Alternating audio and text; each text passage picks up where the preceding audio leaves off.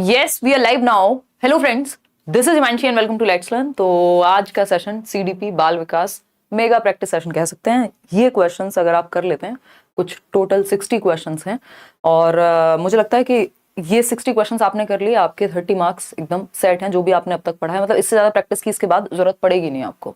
वो 60 क्वेश्चंस में enough practice आपकी हो जाएगी। बाकी एक्स्ट्रा में आप जितनी चाहें करते रहें, लेकिन जो एकदम स्टैंडर्ड क्वालिटी के क्वेश्चंस, एकदम अच्छे क्वेश्चंस और सभी तरह के मिक्स्ड क्वेश्चंस, क्योंकि 60 क्वेश्चंस हैं तो कुछ क्वेश्चंस लास्ट में मैं इजी भी कराऊंगी, लेकिन वो देखेंगे वो कितने लोगों को इजी लगेंगे।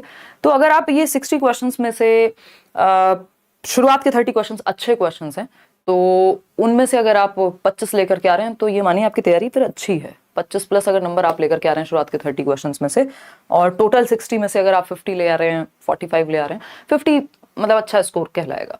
तो सभी को गुड इवनिंग, नमस्कार, राम राम, सत श्री अकाल, अस्सलाम वालेकुम, what you feel connected with. ये एक बड़ा प्रैक्टिस सेशन है और इनफ है प्रैक्टिस। अगर इतनी आप कर लेते हैं शांति से बैठ करके, समझेंगे कहानी क्या है। स्टार्ट करते हैं। पेपर है आपका, मैराथन है आपकी 10 अगस्त को, यानी परसों रात को 9 बजे। CDP का एकदम टू द पॉइंट, एकदम क्रिस्प रखेंगे, कम समय में ज़्यादा काम। जो भी आपने अब तक पढ़ाई की है सब एक जगह पे कंसोलिडेट हो जाएगी। चलिए खैर, PDF आपको कल वाला मिल गया है with answers, let's learn square Telegram channel पे। आज वाला PDF भी विद आंसर्स आपको कल सुबह तक मिल जाएगा। तो ये सेशन आपको पसंद आएगा ही आएगा, दिमाग में चीज़ें जाएंगी बहुत सारी। लाइक शेयर सब्सक्राइब आप कर देंगे, कमेंट्स में अपने विचार बताएंगे। जब अब बाद में देखेंगे तो बातें कम करते हैं, काम ज़्यादा करते हैं। क्वेश्चन नंबर 1 से शुरू करते हैं। आप इसको एक टेस्ट की तरह भी ले सकते हैं और पोल में जवाब देंगे फटाफट से। क्वेश्चन नंबर 1 है आपके सामने।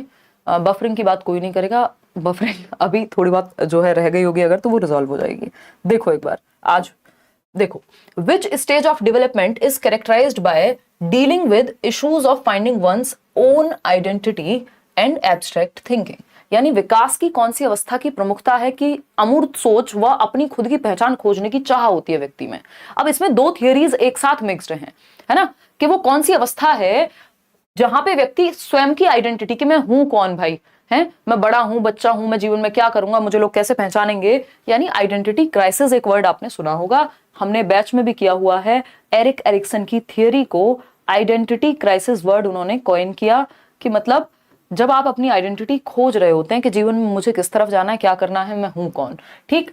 एब्स्ट्रैक्ट थिंकिंग यानी अमूर्त चिंतन, इसका जस्ट ऑपोजिट होता है कॉन्क्रीट थिंकिंग, यानी जिन चीजों को आप टच और फील कर सकते हैं। ये पेन है, ये कॉन्क्रीट है।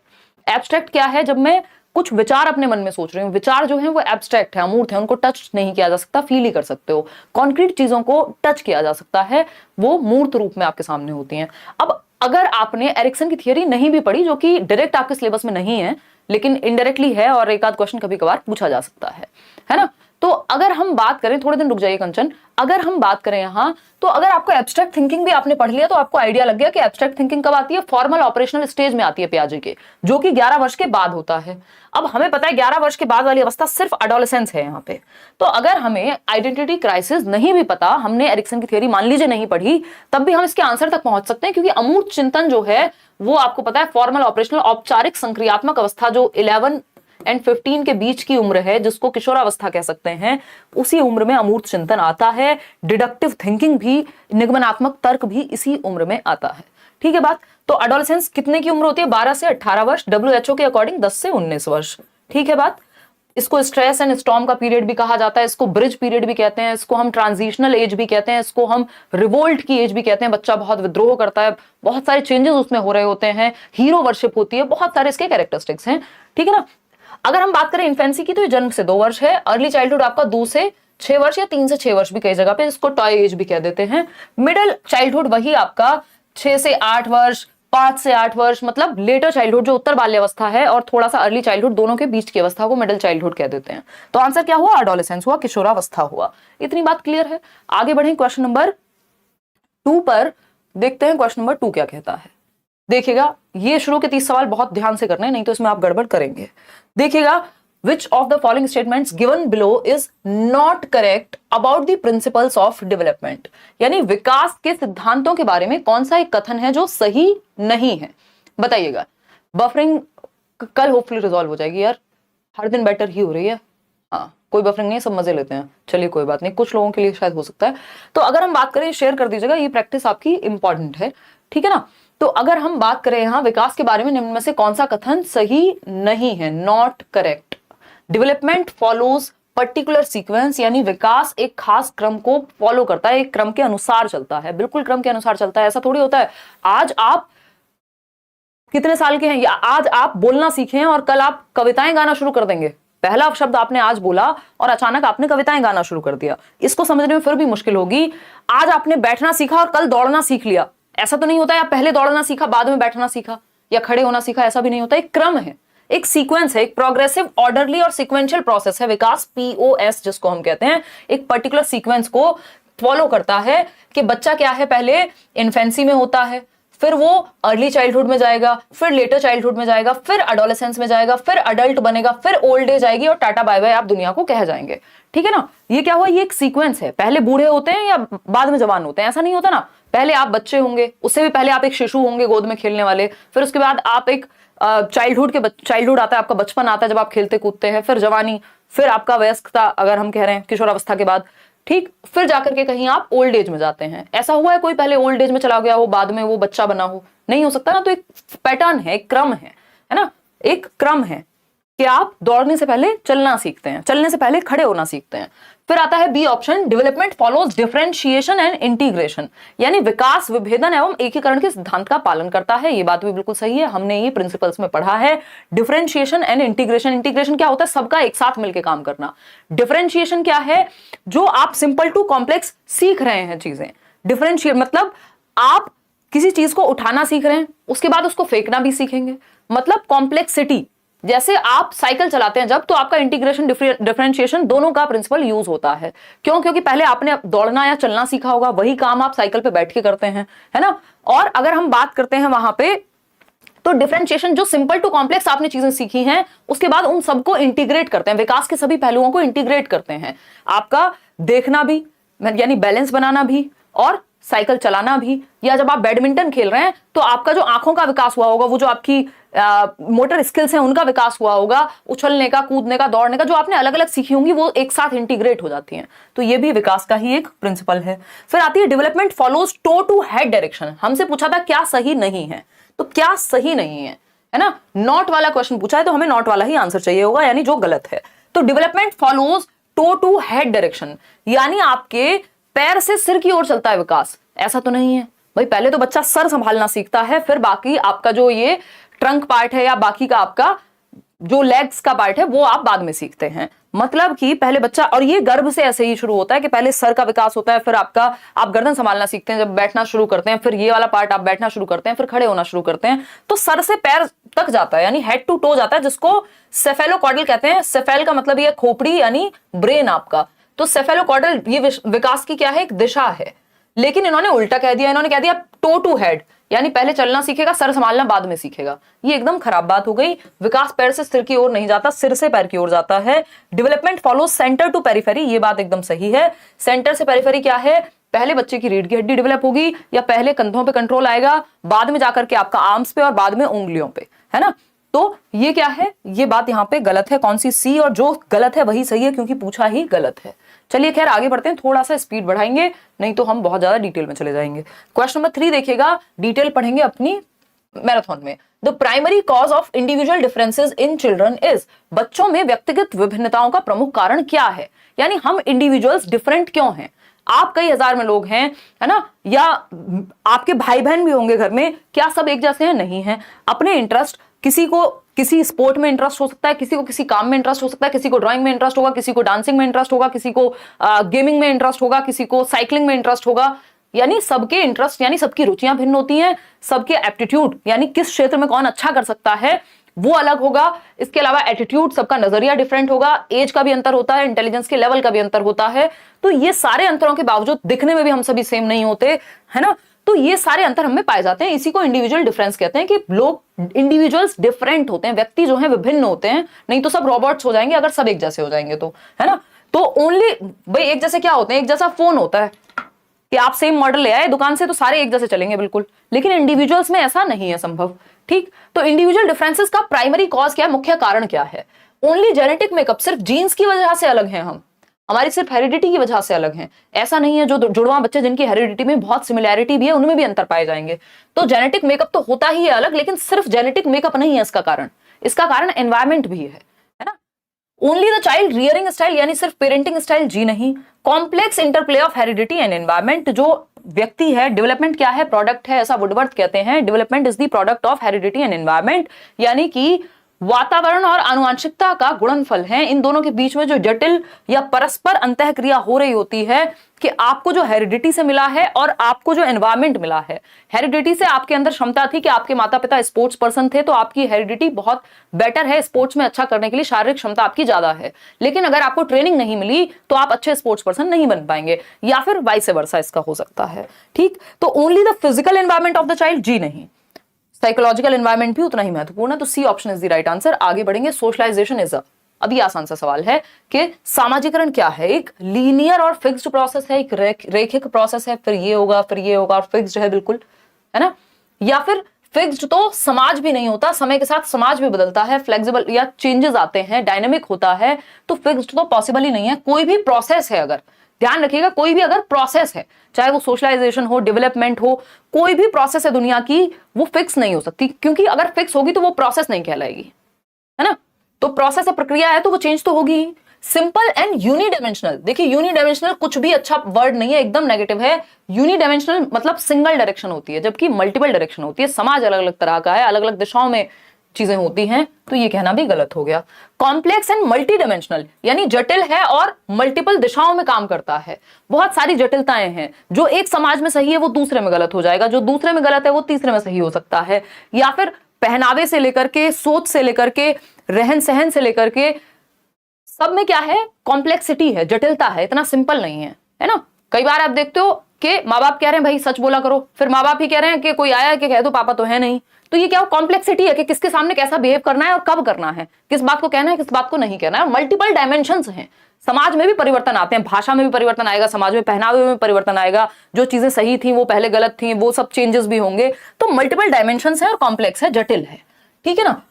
रिजिड एंड यूनिवर्सल नहीं है ना, कि सबके लिए एक जैसा होगा समाज। अमेरिका में अलग होगा, इंडिया में अलग होगा, कहीं और कहीं कुछ और होगा। क्वेश्चन नंबर 5 देखिएगा फटाफट से। ये क्या कहता है, जीन पियाजे सजेस्टेड दैट, पियाजे ने क्या सजेस्ट किया भाई, children think and learn differently from adults, बड़ों से बच्चे अलग तरीके से सीखते हैं और सोचते हैं। या फिर बी ऑप्शन है, language facilitates the development of cognition, यानी भाषा विकास को सुसाध्य करती है, यानी लैंग्वेज फैसिलिटेट करती है आपके ब्रेन के डेवलपमेंट को, आपके मेंटल स्किल्स के डेवलपमेंट को। कॉग्निशन का मतलब है आपके मेंटल स्किल्स के डेवलपमेंट की बात हो रही है, ठीक। Children thinking is quantitatively different from that of adults, यानी जो बच्चों की सोच है वो वयस्कों से मात्रा में अलग होती है, यानी वयस्क ज्यादा सोचते हैं और बच्चे कम सोचते हैं। बताइए एक बार, ये बात एकदम गलत है, क्योंकि पियाजे ने कहा है क्वांटिटी का अंतर नहीं है। किसका अंतर है, क्वालिटी का अंतर है ना। किसका अंतर है, क्वालिटी का अंतर है। बच्चों की सोचने की दिशा अलग हो सकती है, सोचते वो भी हैं, बड़े भी सोचते हैं, है ना। तो ये कहना गलत होगा, यहाँ क्वालिटी में अंतर होगा, अमाउंट में नहीं, क्वांटिटी में नहीं। Are born as blank slates, ये बात तो जॉन लॉक कह रहे थे, पियाजे बिल्कुल भी इस बात को नहीं मानेंगे कि खाली तख्तियां कुछ भी लिख दो, बल्कि पियाजे कह रहे हैं सीखने की क्षमता के साथ जन्म लेते हैं, लिटिल साइंटिस्ट हैं, नन्हे वैज्ञानिक हैं, ठीक है ना। लैंग्वेज फैसिलिटेट करती है कॉग्निशन को, ये बात वाइगॉस्की कहते हुए अच्छे लगते हैं, पियाजे कहते हुए अच्छे नहीं लगते, क्योंकि उन्होंने उतना महत्व लैंग्वेज को नहीं दिया है ना। या अगर हम देखें उन 4 फैक्टर्स में लैंग्वेज नहीं आती है, लेकिन वाइगॉस्की उसको ज्यादा महत्व देते हैं। तो हम कहेंगे कि children think and learn differently from adults, बच्चे बड़ों से अलग सोचते हैं और सीखते हैं, उनका तरीका डिफरेंट होगा, वे डिफरेंट होगा सोचने का। बात सही है या नहीं है, बिल्कुल सही है। आगे बढ़ते हैं क्वेश्चन नंबर 6 पर। क्वेश्चन नंबर 6 क्या कहता है भाई, क्वेश्चन नंबर 6 कहता है which of the following is a correctly matched pair, यानी सही से सही युग्म पहचानना है आपको, कौन से जोड़े का मिलान सही हुआ है, ठीक है। इन्फेंसी जो है 6 से 11 वर्ष की अवस्था है, अभी बताया था 2 मिनट पहले। अगर इसमें भी कोई गलती करेगा तो बड़े दुख की बात हो जाएगी, क्योंकि अभी हमने 2 मिनट पहले इसको डिस्कस किया है कि जो आपका इन्फेंसी है वो कितने से कितने साल की अवस्था को कहते हैं, यानी शैशवावस्था की अगर हम बात करें। बताइएगा एक बार फटाफट से बताइए।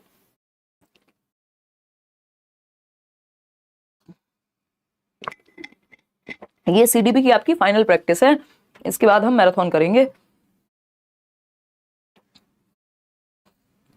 ठीक है। और सारे चैप्टर्स मैं करा भी चुकी हूँ आपको अलग अलग, अगर किसी ने ना देखे हो तो प्लेलिस्ट में जाकर के आप एक बार चेक कर सकते हैं। अब इसका जवाब दे दीजिए और फिर हम आगे बढ़ जाएंगे। बताइएगा एक बार फटाफट से बताइएगा, फिर हम आगे बढ़ेंगे। सी ऑप्शन 71% लोग कह रहे हैं विच of the following is a correctly matched pair. Infancy यानी शिशु अवस्था क्या है, 6 से 11 वर्ष, जी नहीं। ये क्या होती है, जन्म से 2 वर्ष होती है। ठीक, मिडिल चाइल्डहुड 2 से 6, ये तो उल्टा कर दिया इन्होंने, 2 से 6 अर्ली चाइल्डहुड होता है, और आपको पता है मिडिल चाइल्डहुड लेटर चाइल्डहुड का ही एक तरह से दूसरा स्वरूप है। तो इसको 6 से कहीं या 5 से शुरू करते करते तो समझ आता। फॉर्मल ऑपरेशनल स्टेज 11 साल के बाद आती है, ये पियाजे कहते हैं, एकदम बात सही है। अमूर्त संक्रियात्मक अवस्था 11 से अधिक वर्ष की उम्र की अवस्था है, वो जो पियाजे की स्टेज है ना, SPCF, sensory motor, pre operational, concrete operational और formal operational. Some people can't focus से हम याद रखते हैं। ठीक है जी। अगर हम बात करें प्री ऑपरेशनल स्टेज की, तो ये जन्म से 2 वर्ष नहीं होती, 2 से 7 वर्ष होती है, पूर्व संक्रियात्मक अवस्था। तो ये भी गलत हो गया, C option is the only right answer over here. आगे बढ़ेंगे क्वेश्चन नंबर 7। पेपर में एज इट इज चीजें देखने को मिलेंगी। क्वेश्चन नंबर 7 देखिएगा और पढ़िएगा। A major critic of Kohlberg's theory of moral development, जो कोहलबर्ग का नैतिक विकास का सिद्धांत है, उसकी प्रमुख आलोचना क्या है ना। आप कितना भी अच्छा करिए, आलोचना तो कुछ ना कुछ होगी। तो अगर हम बात करें कि उसके बारे में नेगेटिव बात क्या है, या किसने, उस कैरल गिलिगन उनकी ही स्टूडेंट थी, उन्होंने क्या किया, क्रिटिसाइज किया किसको, कोहलबर्ग को। जेंडर बायस थियरी कहा, कल्चर बायस कहा, और भी कुछ बातें कही। तो देखिए एक बार कौन सी बात यहां सही है कि क्रिटिसिज्म कौन सा मेजर क्रिटिसिज्म है। It does not specify stages, यानी यह चरणों को निर्दिष्ट नहीं करता, जबकि 6 स्टेजेस क्लियरली दी हुई है, 3 लेवल्स क्लियरली दिए हुए हैं। ऐसा नहीं है कि स्टेज क्लियर नहीं है, कि कोई स्टेज ही नहीं है, पता ही नहीं है कौन सी स्टेज में क्या होता है, ये सब प्रॉब्लम नहीं है कोहलबर्ग की थियरी में। फिर आता है B option, it disregards the effect of cultural factors and gender on moral thinking, यानी यह नैतिक सोच पर सांस्कृतिक कारकों और लिंग के प्रभाव की अवहेलना करता है। यानी जो कल्चर का प्रभाव है और जो जेंडर का प्रभाव है, सही और गलत पे, है ना, सही और गलत पे, महिलाओं के लिए सही और गलत समाज ने अलग तय किया हुआ है, पुरुषों के लिए अलग। और अगर हम बात कर रहे हैं यहाँ पे, कल्चर का भी प्रभाव पड़ेगा। अमेरिका में हो सकता है एक चीज सही हो जो हमारे यहाँ गलत है, या जो हमारे यहाँ गलत है हो सकता है वहां सही हो, या अलग कंट्रीज में भी। तो जिस संस्कृति से आप आ रहे हैं उसका प्रभाव पड़ता है आपके सही और गलत पे भी। जो मॉरल थिंकिंग है, आपकी नैतिकता है, उस पर भी प्रभाव पड़ेगा। इस बात को कोहलबर्ग ने ध्यान में नहीं रखा। उन्होंने कहा सारी दुनिया के लिए यही यूनिवर्सल स्टेजेस हैं, जबकि संस्कृति के बदलते ही, जेंडर के बदलते ही बहुत सारी चीजें चेंज हो जाती हैं, जो कि मतलब उस तरह से नहीं होनी चाहिए मॉरली। अगर हम बात करें तो B option is the right answer over here. ये बात सही है, फिर भी चेक कर लेते हैं। It uses participant observations of children in naturalistic settings, यानी यह प्राकृतिक स्थितियों में बच्चों के सहभागी अवलोकनों का उपयोग करती है। तो ये तो पॉजिटिव बात है कि इन्होंने मतलब डिस्कशन किया और वो सब, ये इसकी अवहेलना नहीं है या इसमें कुछ भी नेगेटिव नहीं है। It does not give a fixed sequence, fixed sequence दिया तो हुआ है भाई। B option is the right answer. जो स्टेजेस हैं वो पूरी दुनिया के लिए सेम है। तो ये कल्चरल फैक्टर्स पे ध्यान नहीं है, या जेंडर को इन्होंने इंक्लूड नहीं किया कि जब महिलाओं की नैतिकता है वो केयर वाला एस्पेक्ट उसमें ज्यादा होता है एंड ऑल। क्वेश्चन नंबर 8 देखिएगा। लेव वाइगोस्की बिलीव्ड दैट, यानी वाइगोस्की ने क्या माना, या वाइगोस्की का क्या मानना था। जवाब देंगे फटाफट से और फिर आगे बढ़ेंगे। बताइएगा एक बार। 10 अगस्त 7 to 9 PM ट्वीट करिए। ये किस विषय में, आप पहले एक बार मेल डाल दीजिए मुझे, है ना चिरंतन, एक बार मेल डाल दीजिए, टीम चेक कर लेगी और बिल्कुल करेंगे सपोर्ट, कोई दिक्कत नहीं है। अगर कुछ सही बात है, वैलिड इशू के लिए आप कुछ बात उठा रहे हैं तो बिल्कुल करेंगे। लेव वाइगोस्की का मानना था कि children passively reproduce what is presented to them, यानी बच्चे निष्क्रिय रूप से काम करते हैं, बच्चे कभी भी निष्क्रिय नहीं हो सकते पियाजे और वाइगोस्की के अनुसार। क्यों? क्योंकि ये कंस्ट्रक्टिविस्ट हैं, तो बच्चे इनके लिए एक्टिव होंगे, है ना। रचनावाद क्या कहता है कि बच्चा सक्रिय होगा, ये पैसिव बता रहे हैं बच्चों को, पैसिव बच्चा हो नहीं सकता। Children construct their own understanding by support from adults, more knowledgeable other, बच्चे बड़ों की मदद से अपनी समझ को खुद बनाते हैं। ये बात एकदम सही है, यानी उसको जहां मदद की जरूरत पड़ेगी आप बहुत कुछ सीखते हैं चर्चाओं से, आसपास के माहौल में जो हो रहा होता है। आप खाना बनाना भी वैसे ही सीखते हैं, आप साइकिल चलाना भी वैसे ही सीखते हैं, सपोर्ट से अडल्ट्स की, ठीक है ना। Children learn by associating stimulus with response, SR का यहाँ कोई रोल नहीं है। स्टिमुलस क्या होता है? एक तरह का लालच कह लीजिए आप, या एक ऐसी चीज जो आपको बाध्य करती है, कोई रिएक्शन देने पे मजबूर करती है। जैसे हम कल बात कर रहे थे ना, जो समोसे की खुशबू है वो मोटू और पतलू के लिए क्या है, स्पेशली मोटू के लिए वो स्टिमुलस है, वो रिस्पॉन्स क्या आता है, वो खिंचा चला जाता है वहां। ये काम बिहेवियरिज्म में होता है, कंस्ट्रक्टिविज्म में नहीं होता। ये SR आपकी पेपर का काम का ही नहीं है, पेपर में आपके सीटेट में specially. Children learn when presented with appropriate materialistic rewards, देखिए रिवॉर्ड और पनिशमेंट दोनों ही बहुत लंबे नहीं चलते, है ना। तो बच्चे को आपको इंटरेस्ट के साथ सिखाना है। B option is the right answer over here. आगे बढ़ेंगे, क्वेश्चन नंबर 9 देखिएगा एक बार, क्या कहता है भाई क्वेश्चन नंबर 9, फटाफट से जवाब देंगे पोल में। एक्सप्लेनेशन कुछ कम करें या समझ में आ रही हैं चीजें? देखिएगा, फटाफट से बताएंगे, कोई दिक्कत वाली बात हमको है ही नहीं यार। रुक तो नहीं रहा है वीडियो, तो मेरे ख्याल में ठीक ही चल रही हैं चीजें।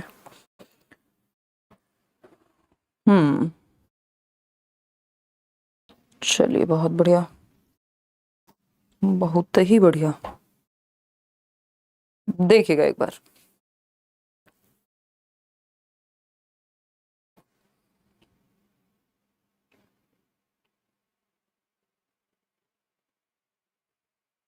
चले आगे।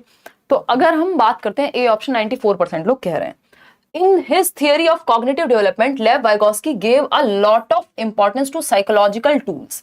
यानी लेव वाइगोत्स्की ने संज्ञानात्मक विकास के सिद्धांत में डैश जैसे मनोवैज्ञानिक उपकरणों को बहुत महत्वता दी है।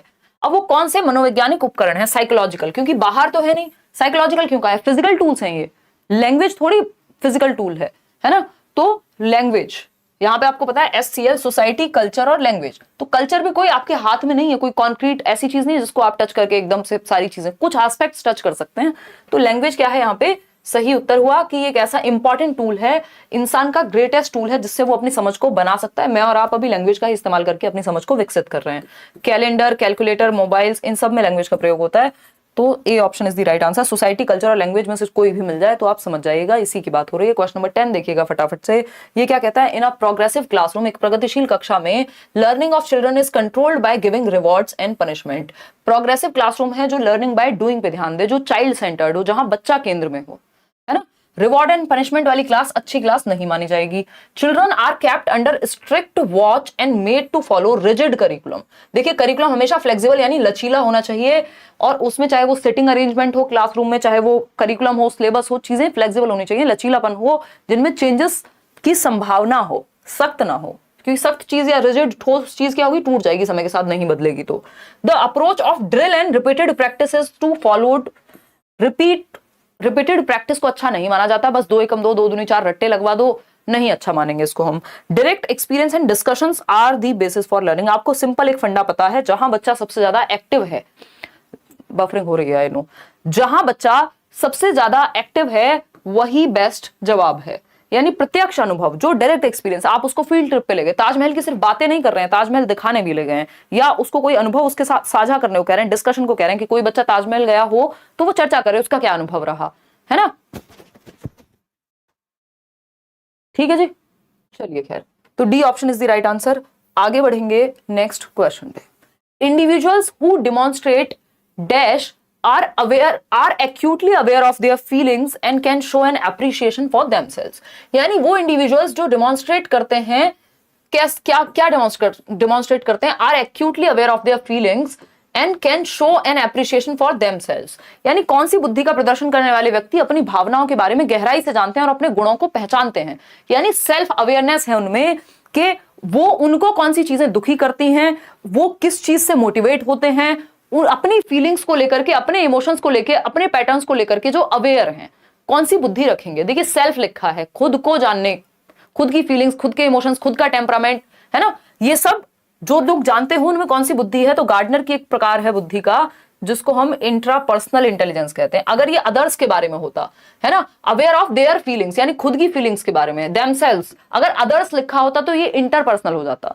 तो सिंपल सा जवाब है, बॉडी काइनेस्थेटिक जो है स्पोर्ट्स में अच्छे होंगे, लॉजिकल मैथमेटिकल जो है वो मैथ्स में, साइंस में अच्छे होंगे, लिंग्विस्टिक इंटेलिजेंट जो है वो लैंग्वेज में अच्छे होंगे। लेकिन ये किस में अच्छे हैं? खुद को जानने में, अंतः व्यक्तिक, स्वयं को जानने में। ये फिलोसफर्स हो सकते हैं, है ना, ये बुद्धा के बारे में भी आप ये बात कह सकते हैं। हालांकि उनमें एग्जिस्टेंशियल इंटेलिजेंस भी है, बट उसको अभी आपकी एनसीईआरटी रिकॉग्नाइज नहीं करती है एग्जिस्टेंशियल को, तो उनको इंट्रापर्सनल में ही डालेंगे। क्वेश्चन नंबर 12 देखिएगा। Which of the following behaviours by teachers help to reduce gender stereotyping and discrimination in children. यानी शिक्षकों का कौन सा व्यवहार बच्चों में जेंडर रूढ़िबद्धता, पक्षपात कम करने में मदद करेगा, यानी जेंडर स्टीरियोटाइप को कम करने में मदद करेगा। कौन सा व्यवहार टीचर का? Asking only boys to pick up heavy furniture in class, यानी कक्षा में केवल लड़कों को भारी कुर्सी मेज उठाने को कहना। अब इससे क्या होगा? आप कहीं ना कहीं ये दर्शा रहे हैं कि सिर्फ लड़कों में ही क्षमता है और लड़कियों को कुछ भी उठाने का काम है तो करना ही नहीं है। जबकि हम पढ़ रहे हैं कर्णम मलेश्वरी 130 किलोग्राम तक वजन उठा ले रही हैं। तो थोड़ी ट्रेनिंग या जो कुछ तो उनको भी इन्वॉल्व करना ही होगा यहाँ पे। लड़कियों को भी, जरूरी नहीं है बहुत भारी सामान है तो दूसरा सामान, मतलब मिलजुल के भी काम किया जा सकता है।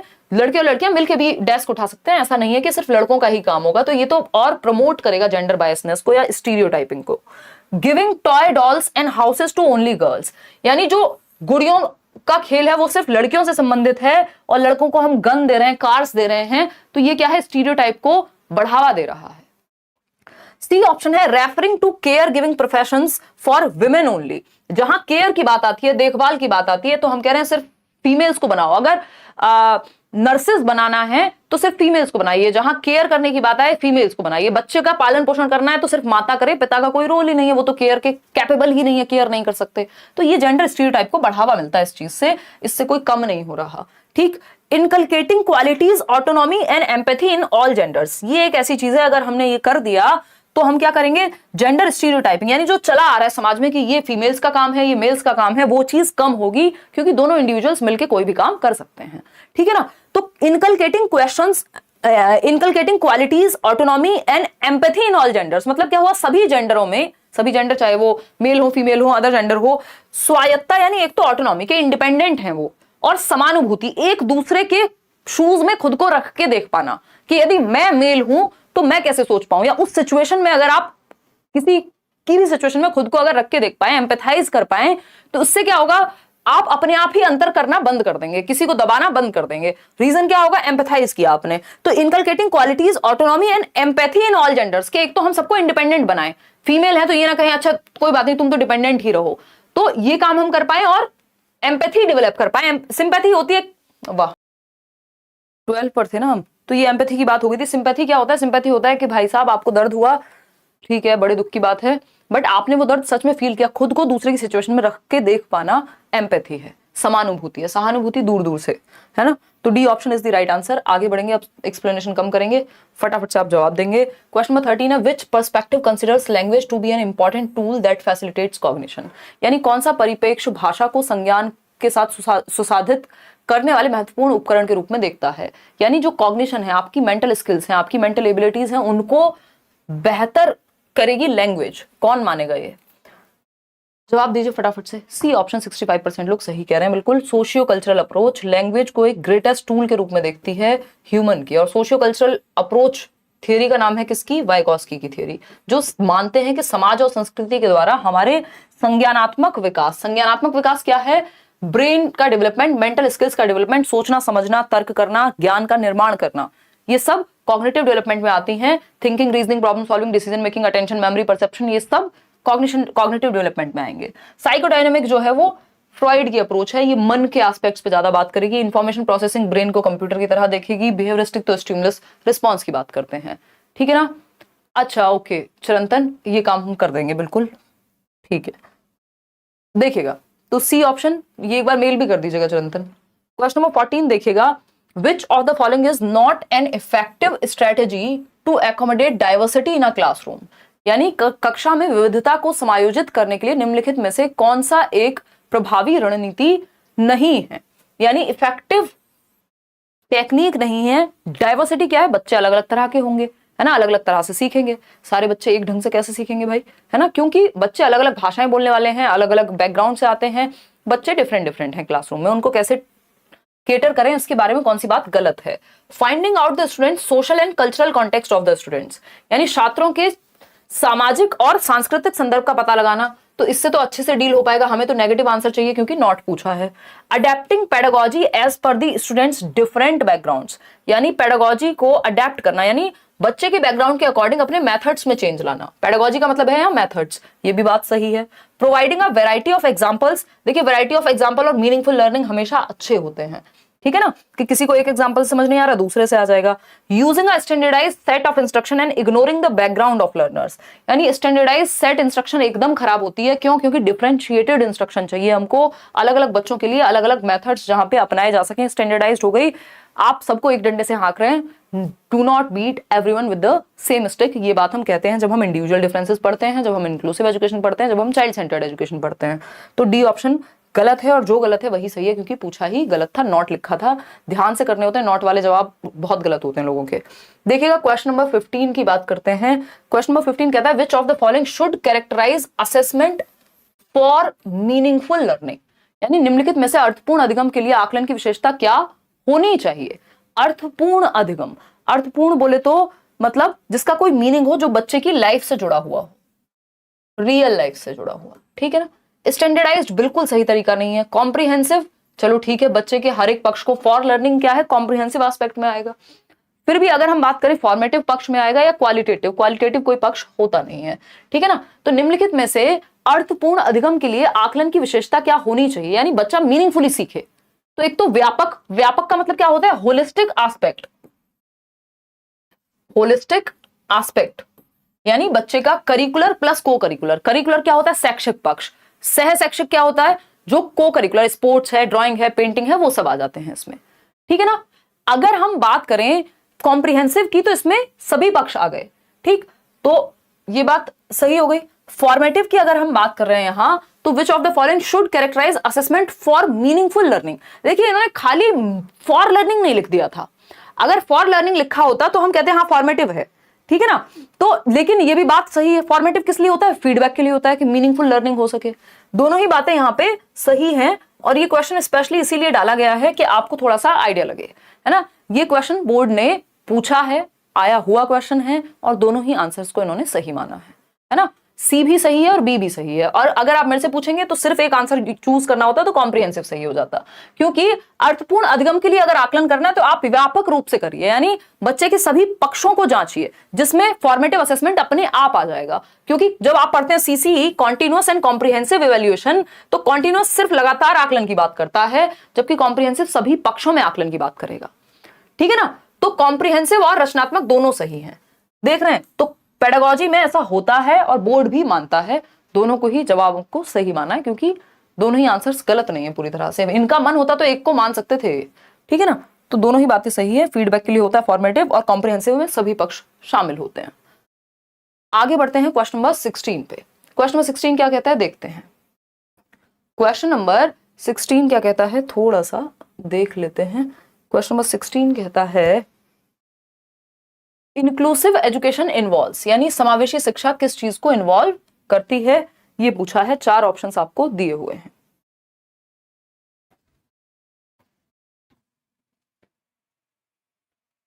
देखिएगा, provisioning a barrier free environment, यानी कि एक बाधा मुक्त वातावरण का प्रावधान करना, यानी बैरियर ना बने आपका एनवायरनमेंट। बच्चे को चलने फिरने में दिक्कत है और आप उसको 4th फ्लोर पे सीढ़ी चढ़ के जाने को कहेंगे, तो ये बैरियर बन गया आपका एनवायरनमेंट। हमको चाहिए बैरियर फ्री एनवायरनमेंट, कि हम रैंप बना दें, स्कूल में लिफ्ट लगा दें, कुछ भी इस तरह का जिससे बैरियर ना बने एनवायरनमेंट।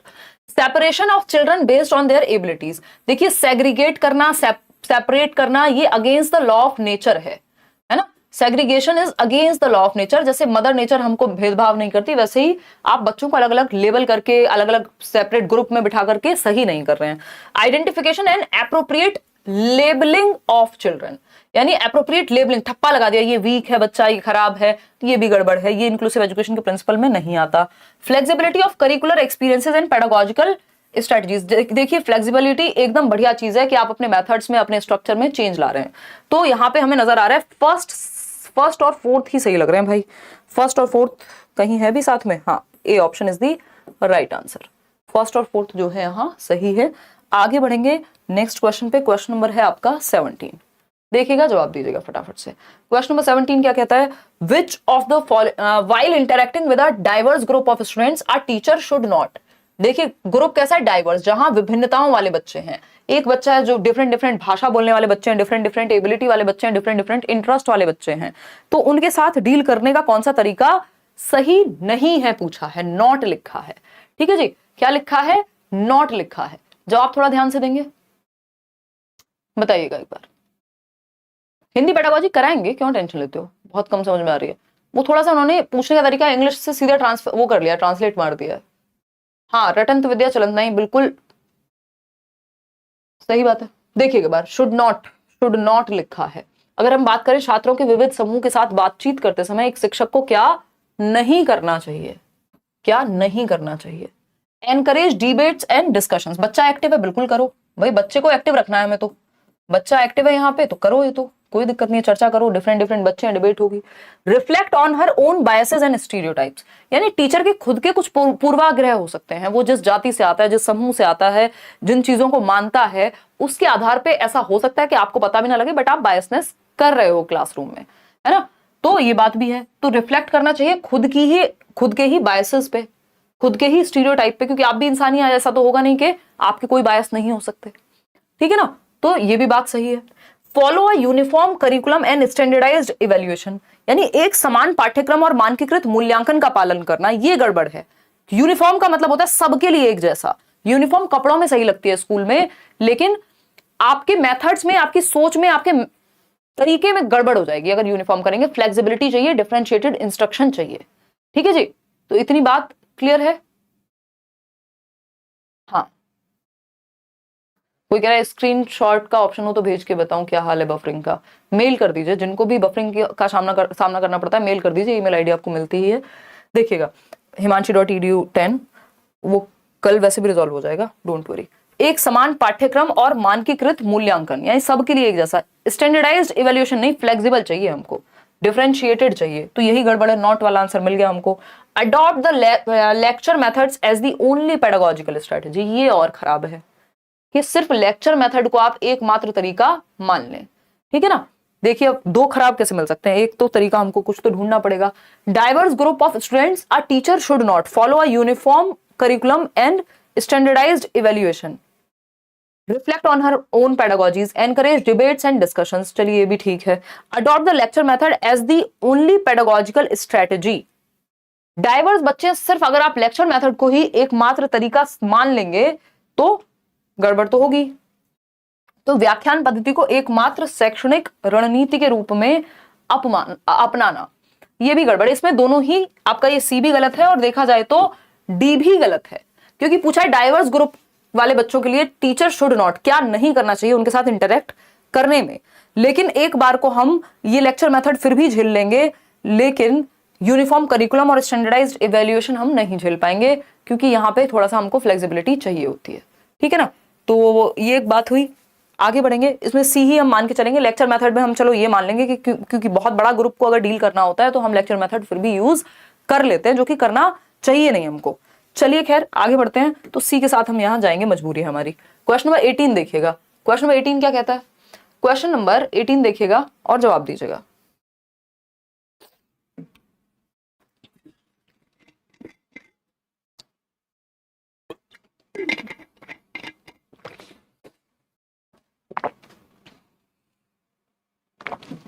देखिएगा,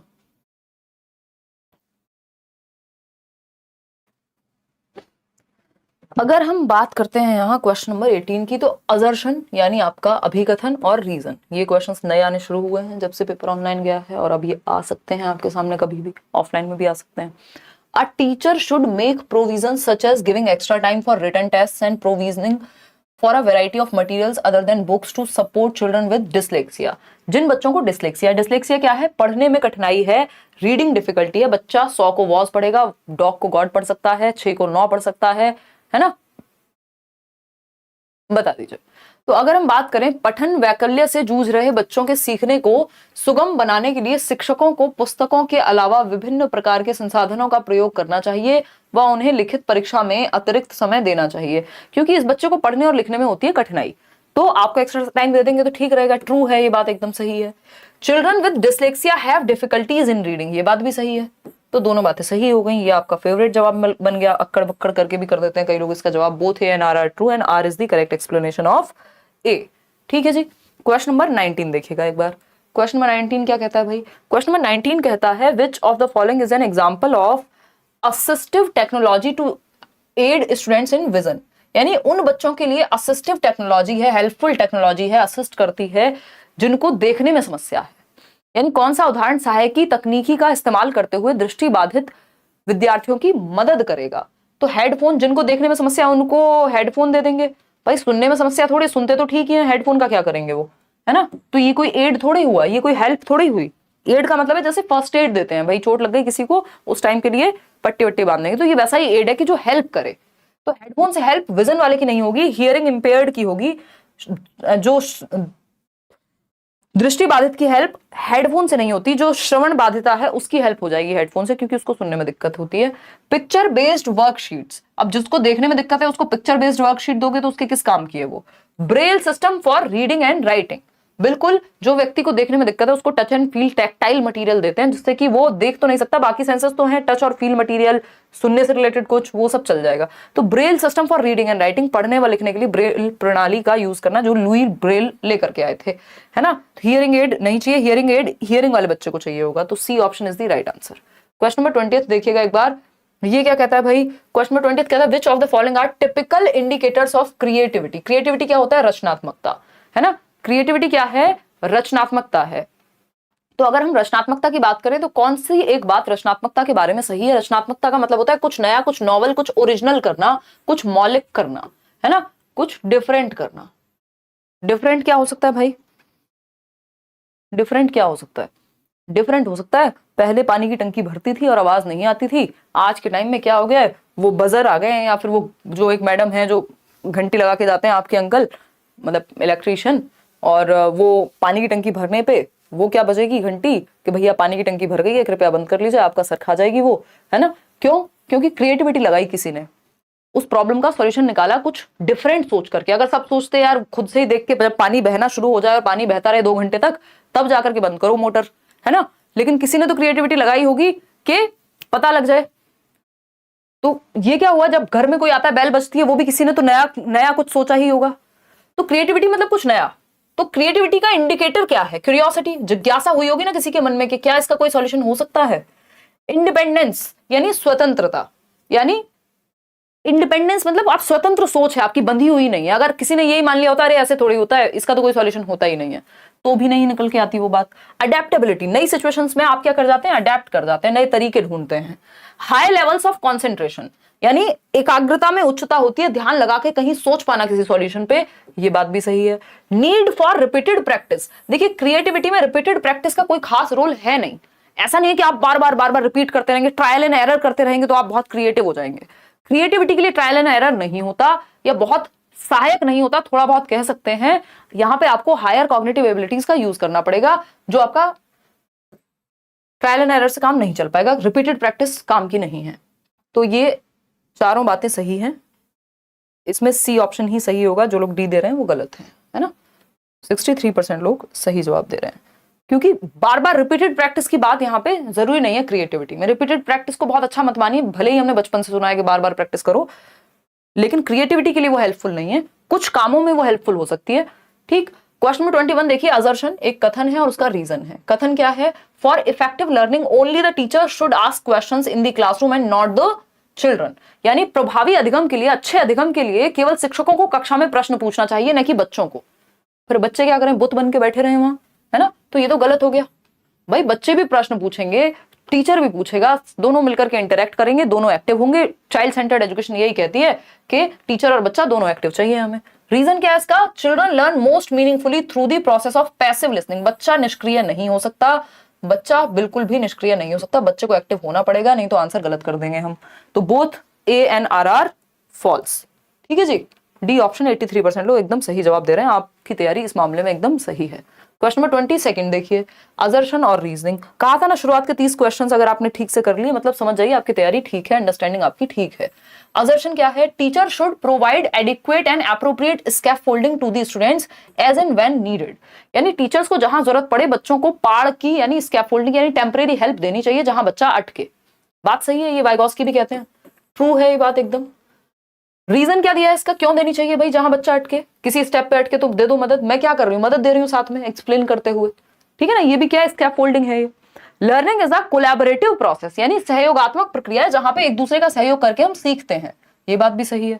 तो both A and R true and R is the correct explanation of A, कि जो आर ने कहा है, जो रीजन दिया है वो सही से एक्सप्लेन करता है कथन को, ठीक है ना।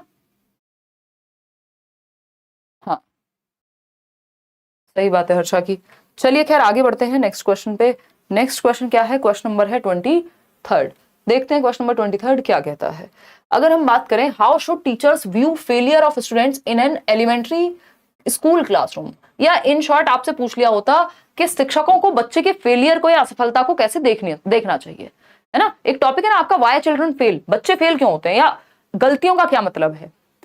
तो असफलता को कैसे देखना है टीचर को, ये पूछा है।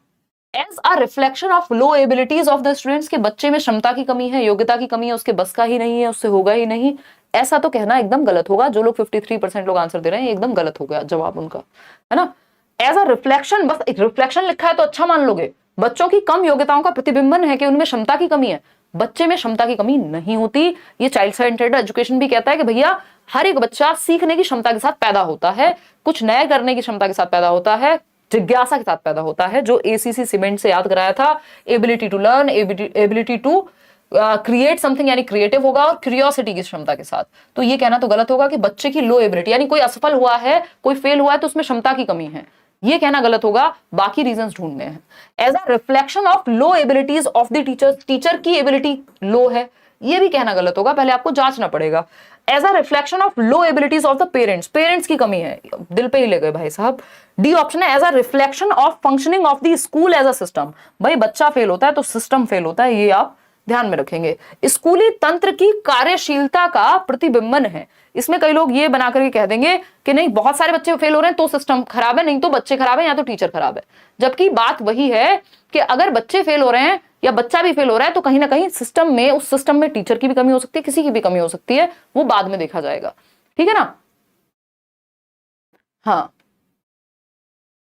ठीक है, बच्चा भगवान है, बिल्कुल बिल्कुल कमी नहीं निकालनी है उसमें, एग्जैक्टली अभिलाषा, है ना।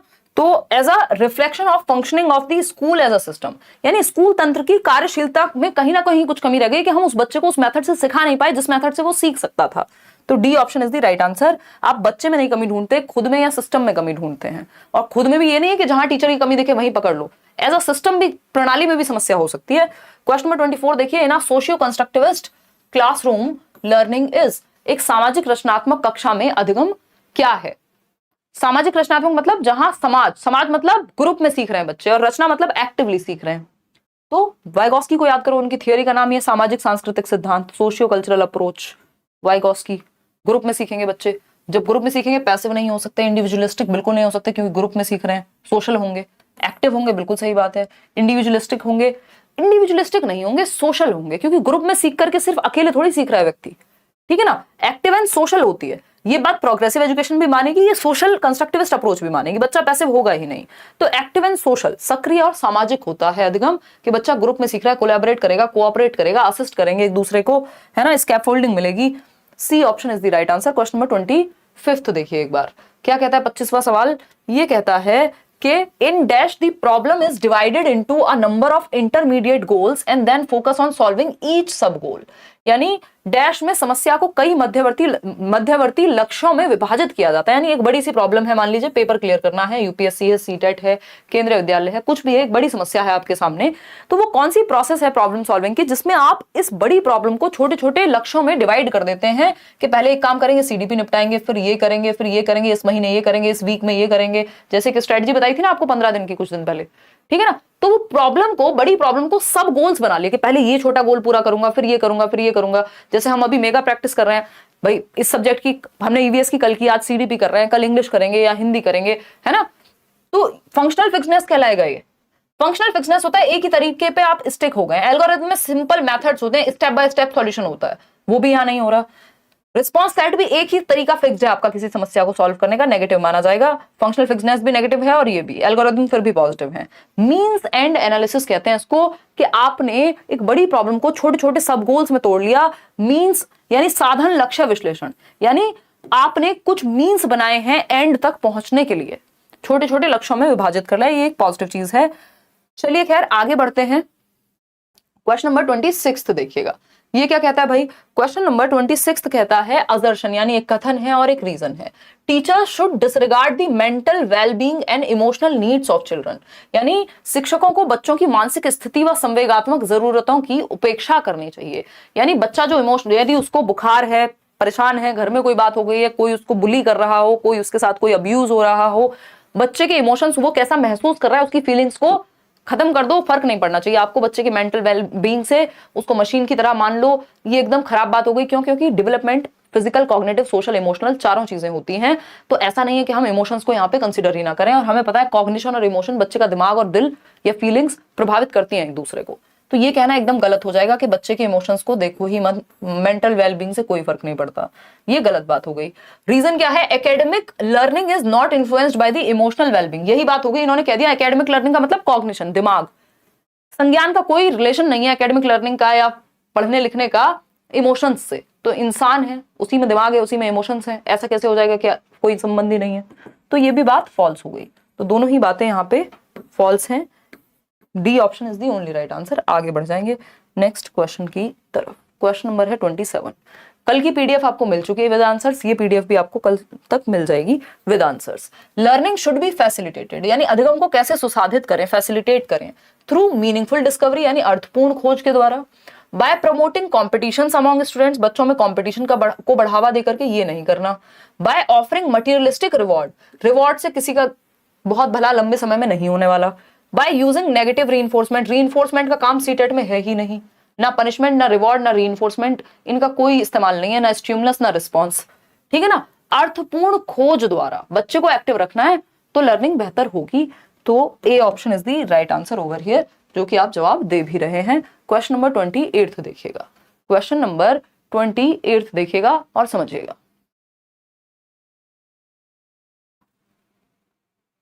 कोई कह रहा है मैम सच में ईद का चांद है, दिखती ही नहीं, अब तो चंद्रयान भी चला गया। यार ये कुछ समस्याएं थी बीच में, फिर इंटरनेट ने भी परेशान किया हुआ था। अब मैं आपके साथ ही हूँ हर दिन, बस 13 तारीख को 13वीं में जाना है, उसके अलावा मैं आपके साथ ही हूँ। देखो एक बार 10 को जो है आपका वो है मैराथन 10 से।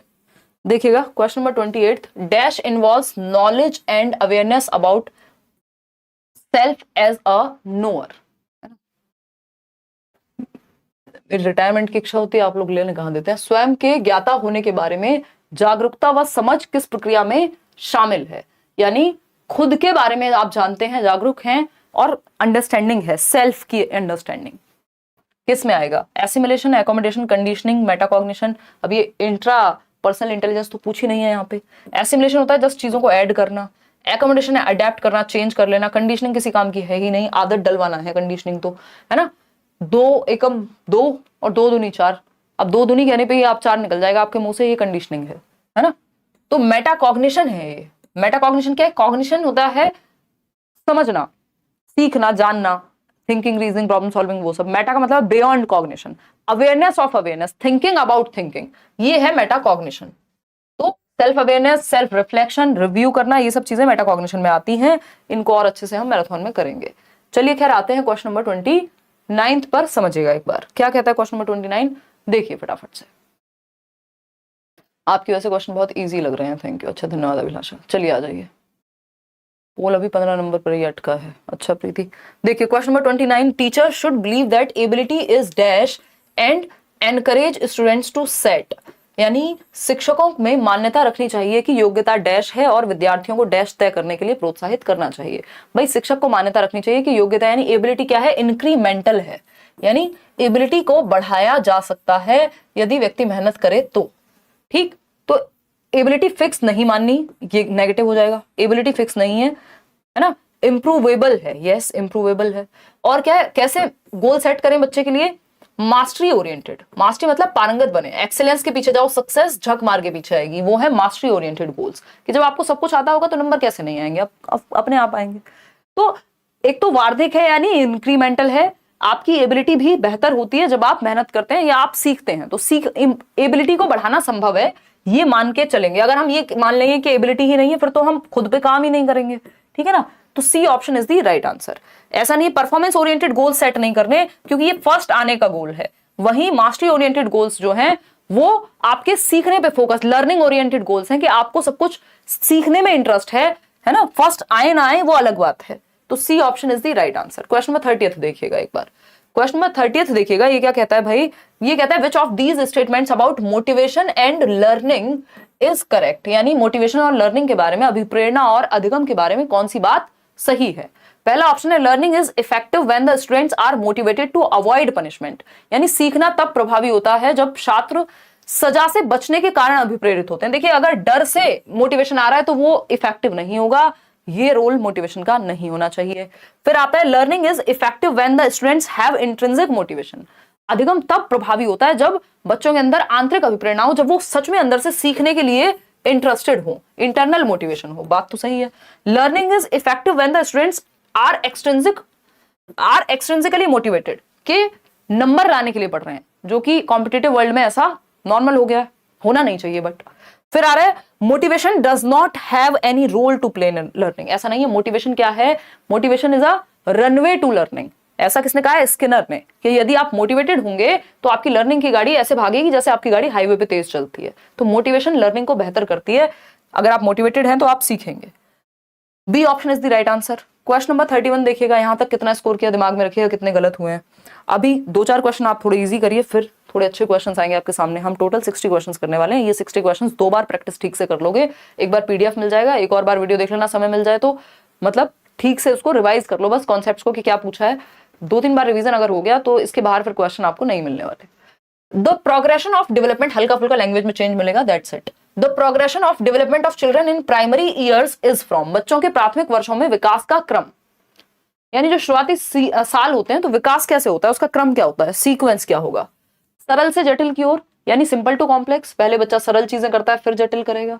पहले भाई वो खड़े होना सीखेगा, फिर कहीं चल के चलना सीखेगा, फिर दौड़ना सीखेगा, फिर दौड़ के उछलना सीखेगा। वो एक साथ दौड़ना, चलना, उछलना सब कर लेगा। वो होती है ना रिले रेस होती है कि आपको स्पीड भी कम करनी है, आपको रुकना भी, किसी को पास भी करना है, फिर दौड़ना भी है, कहीं उछलना भी होगा, कहीं हर्डल्स भी होंगे। तो ये क्या है? सिंपल टू कॉम्प्लेक्स जा रहा है डेवलपमेंट। उसी को इंटीग्रेशन और डिफरेंशिएशन में हम कहते हैं। डिफरेंशिएशन का प्रिंसिपल है ये कि सिंपल टू कॉम्प्लेक्स जाती है जो आपका डेवलपमेंट की प्रोसेस है। आप शुरुआत में सिंपल चीजें करते हैं, बाद में आप कॉम्प्लेक्स चीजें करते हैं, ठीक है ना।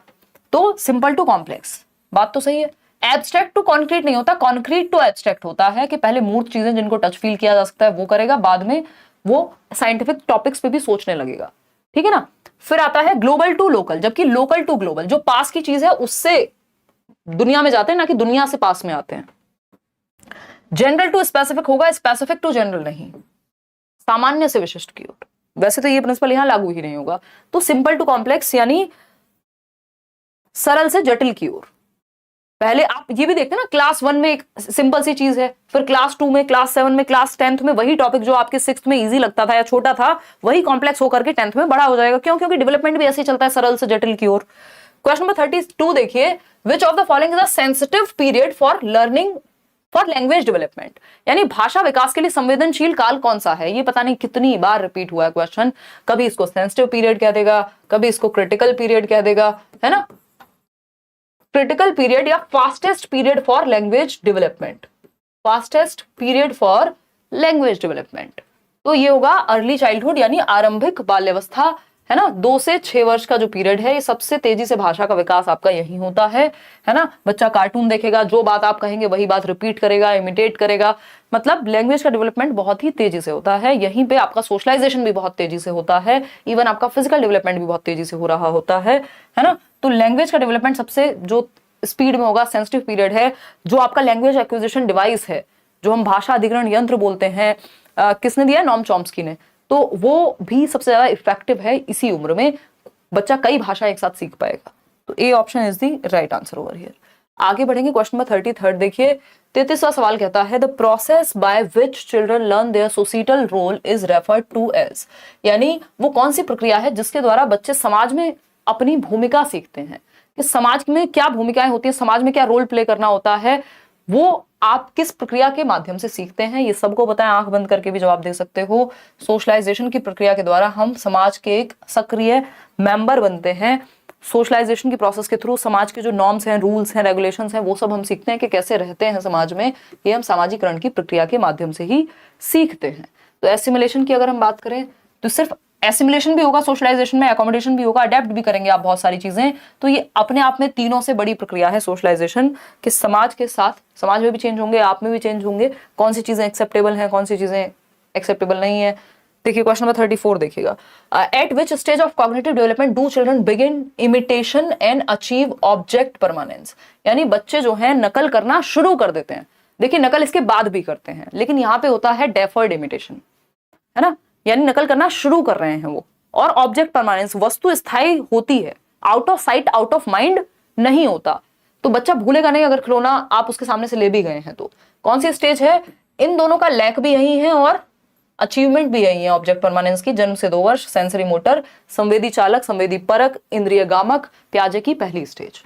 ठीक है जी। 2 से 7 आपको पता ही है प्री ऑपरेशनल, 7 से 11 कॉन्क्रीट ऑपरेशनल, 11 से 15 आपका फॉर्मल ऑपरेशनल। सिंपल जवाब, इसमें तो कुछ बहुत ज्यादा मुश्किल था ही नहीं। क्वेश्चन नंबर 35 देखिएगा, ये क्या कहता है भाई। क्वेश्चन नंबर 35, कई लोगों को ये कंफ्यूजन है कि ऑब्जेक्ट परमानेंस कब आता है, इसी में आ जाता है, सेंसरी मोटर स्टेज के अंत तक ही। पर प्री ऑपरेशन में चला नहीं जाता, बट आ इसी में जाता है, उसके बाद भी रहेगा ही ऑफ कोर्स। क्वेश्चन नंबर 35 देखिए, in Jean Piaget's theory a child who perceives the sun as being alive because it gives out light is demonstrating. बहुत ही अच्छा क्वेश्चन। जीन पियाजे के सिद्धांत के अनुसार वह बच्ची जो सूरज को सजीव मानती है कि भाई सन भी तो अलाइव है, सुबह सुबह जग जाता है और आएगा सुबह, रोशनी हमारी तरफ भेजेगा, तो मतलब सन जो है वो अलाइव है, सूरज को सजीव मानती है बच्ची क्योंकि वो रोशनी देता है। जैसे ह्यूमंस हैं वैसे ही सूरज है, और हम लोग तो मानते ही हैं, मतलब अगर हम देखें अलग अलग धर्म में या भारत में या हिंदुइज्म में, हम ये कहते हैं भाई सूर्य क्या है, देव हैं, और हम उनको सुबह सुबह जल चढ़ा रहे हैं, प्रणाम कर रहे हैं, वॉटेवर। तो ये सिंबॉलिक भी हो सकता है ये, लेकिन अगर हम वैसे देखें इसको साइंटिफिकली, तो ये कौन सी थिंकिंग हुई, ये एनिमिज्म है, निर्जीव चीज को सजीव समझना, है ना। और ये सिम्बियोटिक फंक्शन भी अगर कहीं ना कहीं देखोगे, ये सिंबॉलिक है कि हम सिंबल मान रहे हैं कि भाई रोशनी के बिना दुनिया नहीं चल रही, तो हम उस चीज को प्रणाम कर रहे हैं, ठीक है ना। तो एनिमिस्टिक थिंकिंग की अगर हम बात करें, जीववादी चिंतन है ये, ठीक। निर्जीव को सजीव समझना, कि एक चेयर से, एक डॉल से बच्चा जब बात कर रहा है, उसको लगता है मेरी डॉल जो है उसको भी दर्द हुआ होगा, नीचे गिर गई, तो वो एनिमिज्म है, जो किस उम्र में रहता है पियाजे की, कौन सी स्टेज में, प्री ऑपरेशनल स्टेज में, 2 से 7 वर्ष में, है ना। ये एनिमिस्टिक थिंकिंग रहती है बच्चे में, क्योंकि लॉजिक अभी नहीं आया, है ना। प्री ऑपरेशनल स्टेज पूर्व संक्रियात्मक, यहाँ पे अभी लॉजिक नहीं आता, तो निर्जीव चीज को सजीव समझता है बच्चा, ठीक है ना। ये बाकी के यहाँ कुछ सेंस बनाएंगे ही नहीं। चलिए आगे बढ़ेंगे। अगर हम बात करें क्वेश्चन नंबर 36 की, देखते हैं फटाफट से क्या कहता है question number 36। Which of the following concepts is not proposed by लेव वाइगोस्की, यानी वाइगोस्की ने कौन से एक संप्रत्यय को नहीं दिया है, बताइएगा एक बार। फटाफट से जवाब देंगे, फिर हम आगे बढ़ेंगे, ठीक है जी। बात ठीक है नहीं है? कोई कह रहा है आपका व्हाटएवर अच्छा लगता है। जब तक इंटरनेट ने ना पूरे मूड की बैंड बजाई हुई है, नहीं तो अच्छा तो हमको भी बहुत कुछ लगता था। देखिएगा एक बार, फटाफट से जवाब दीजिएगा, फिर हम आगे बढ़ेंगे। देखिएगा बी ऑप्शन 72% लोग कह रहे हैं, यानी स्कीमा एक ऐसा कॉन्सेप्ट है जो वाइगोस्की ने प्रपोज नहीं किया, जो कि सही बात है आपकी। पियाजे इसके बारे में बात करते हैं, ठीक है ना। स्कीमा क्या है, एक मेंटल स्ट्रक्चर है कि आपके दिमाग में मानसिक संरचना है चीजों को लेकर के, आप मुझे पहचान पा रहे हैं क्योंकि आपके स्कीमा में मैं कहीं ना कहीं ऐड हूं, एक स्कीमा आपने मेरा बनाया हुआ है। स्कीमा में बहुत सारी स्कीम्स भी हो सकती हैं, यानी ब्रेन में जो भी आपकी चीजें फीडेड है वो स्कीमा है, एक तरह से आपका प्रीवियस नॉलेज या एग्जिस्टिंग नॉलेज जो है आपकी, वो स्कीमा कहलाएगी। ये बात पियाजे करते हैं कि बच्चा अपना स्कीमा, अपनी समझ दुनिया की बिल्ड करता है over the period of time, तो ये पियाजे के हिसाब से तो सही है, बट वाइगोस्की ने इसको प्रपोज नहीं किया। वाइगोस्की ने ZPD दिया है, वाइगोस्की ने स्कैफोल्डिंग की बात की है, वाइगोस्की ने सोशल इंटरेक्शन की बात की है, बट स्कीमा की बात नहीं की है। लड्डू क्वेश्चन था, एकदम आसान सा सवाल। क्वेश्चन नंबर 37 देखिएगा एक बार, ये क्या कहता है भाई, विच of the following statements is a correct pedagogical implication of लेव वाइगोस्कीज थियरी। वाइगोस्की के सिद्धांतों के निहितार्थ के अनुरूप कौन सा कथन शैक्षिक प्रणाली के लिए सही है, यानी वाइगोस्की के अकॉर्डिंग कौन सा तरीका पढ़ाने का सही होगा क्लासरूम में अप्लाई करने का, बताइएगा। पोल ही जाने में दिक्कत हो रही है, रिफ्रेश कर लो ना दोबारा कर।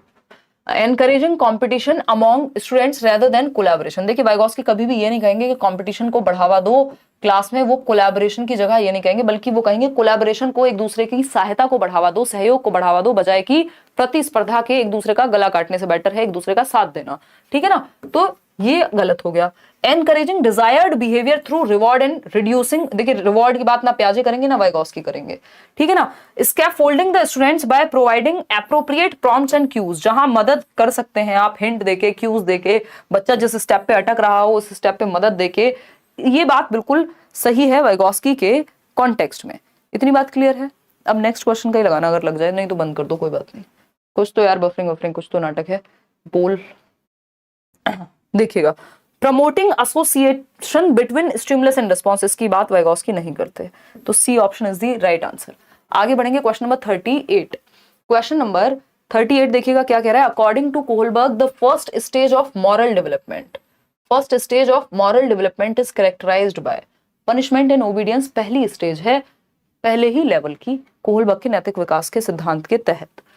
कोहलबर्ग के अनुसार नैतिक विकास की प्रथम अवस्था की क्या विशेषता है? Seeing rules as fixed and absolute, यानी नियमों को निश्चित और निरपेक्ष रूप में देखना कि नियमों को परिवर्तित करना संभव नहीं है। Maintaining affection and approval of others, approval के बाद थर्ड स्टेज में जाके आती है।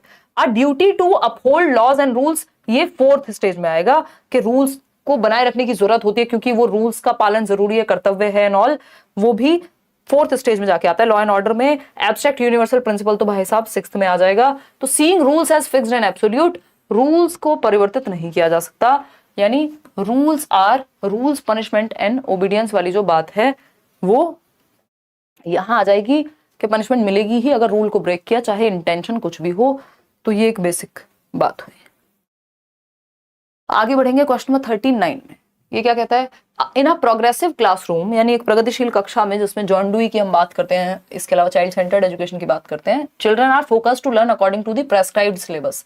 नहीं, children engage in activities that realise their potential, यानी बच्चे उन गतिविधियों में संलग्न होते हैं जिससे वह अपनी क्षमताओं को पा सकें, यानी जिससे उनकी क्षमताओं का विकास हो, अपने पोटेंशियल को निखार करके लाएं।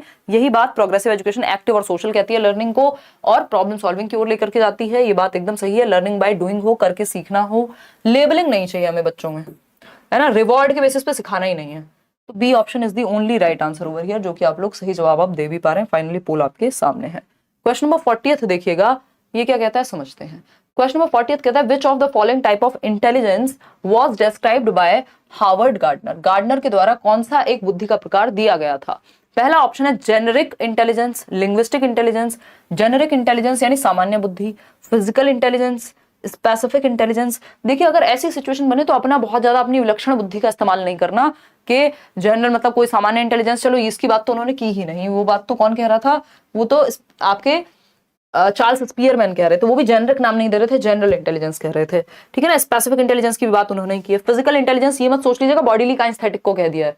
जब आपके पास बेटर ऑप्शन है तो क्यों ज्यादा दिमाग लगाना है? आपको पता है लिंग्विस्टिक इंटेलिजेंस उन्होंने साफ साफ दिया हुआ है, तो B option is the right answer.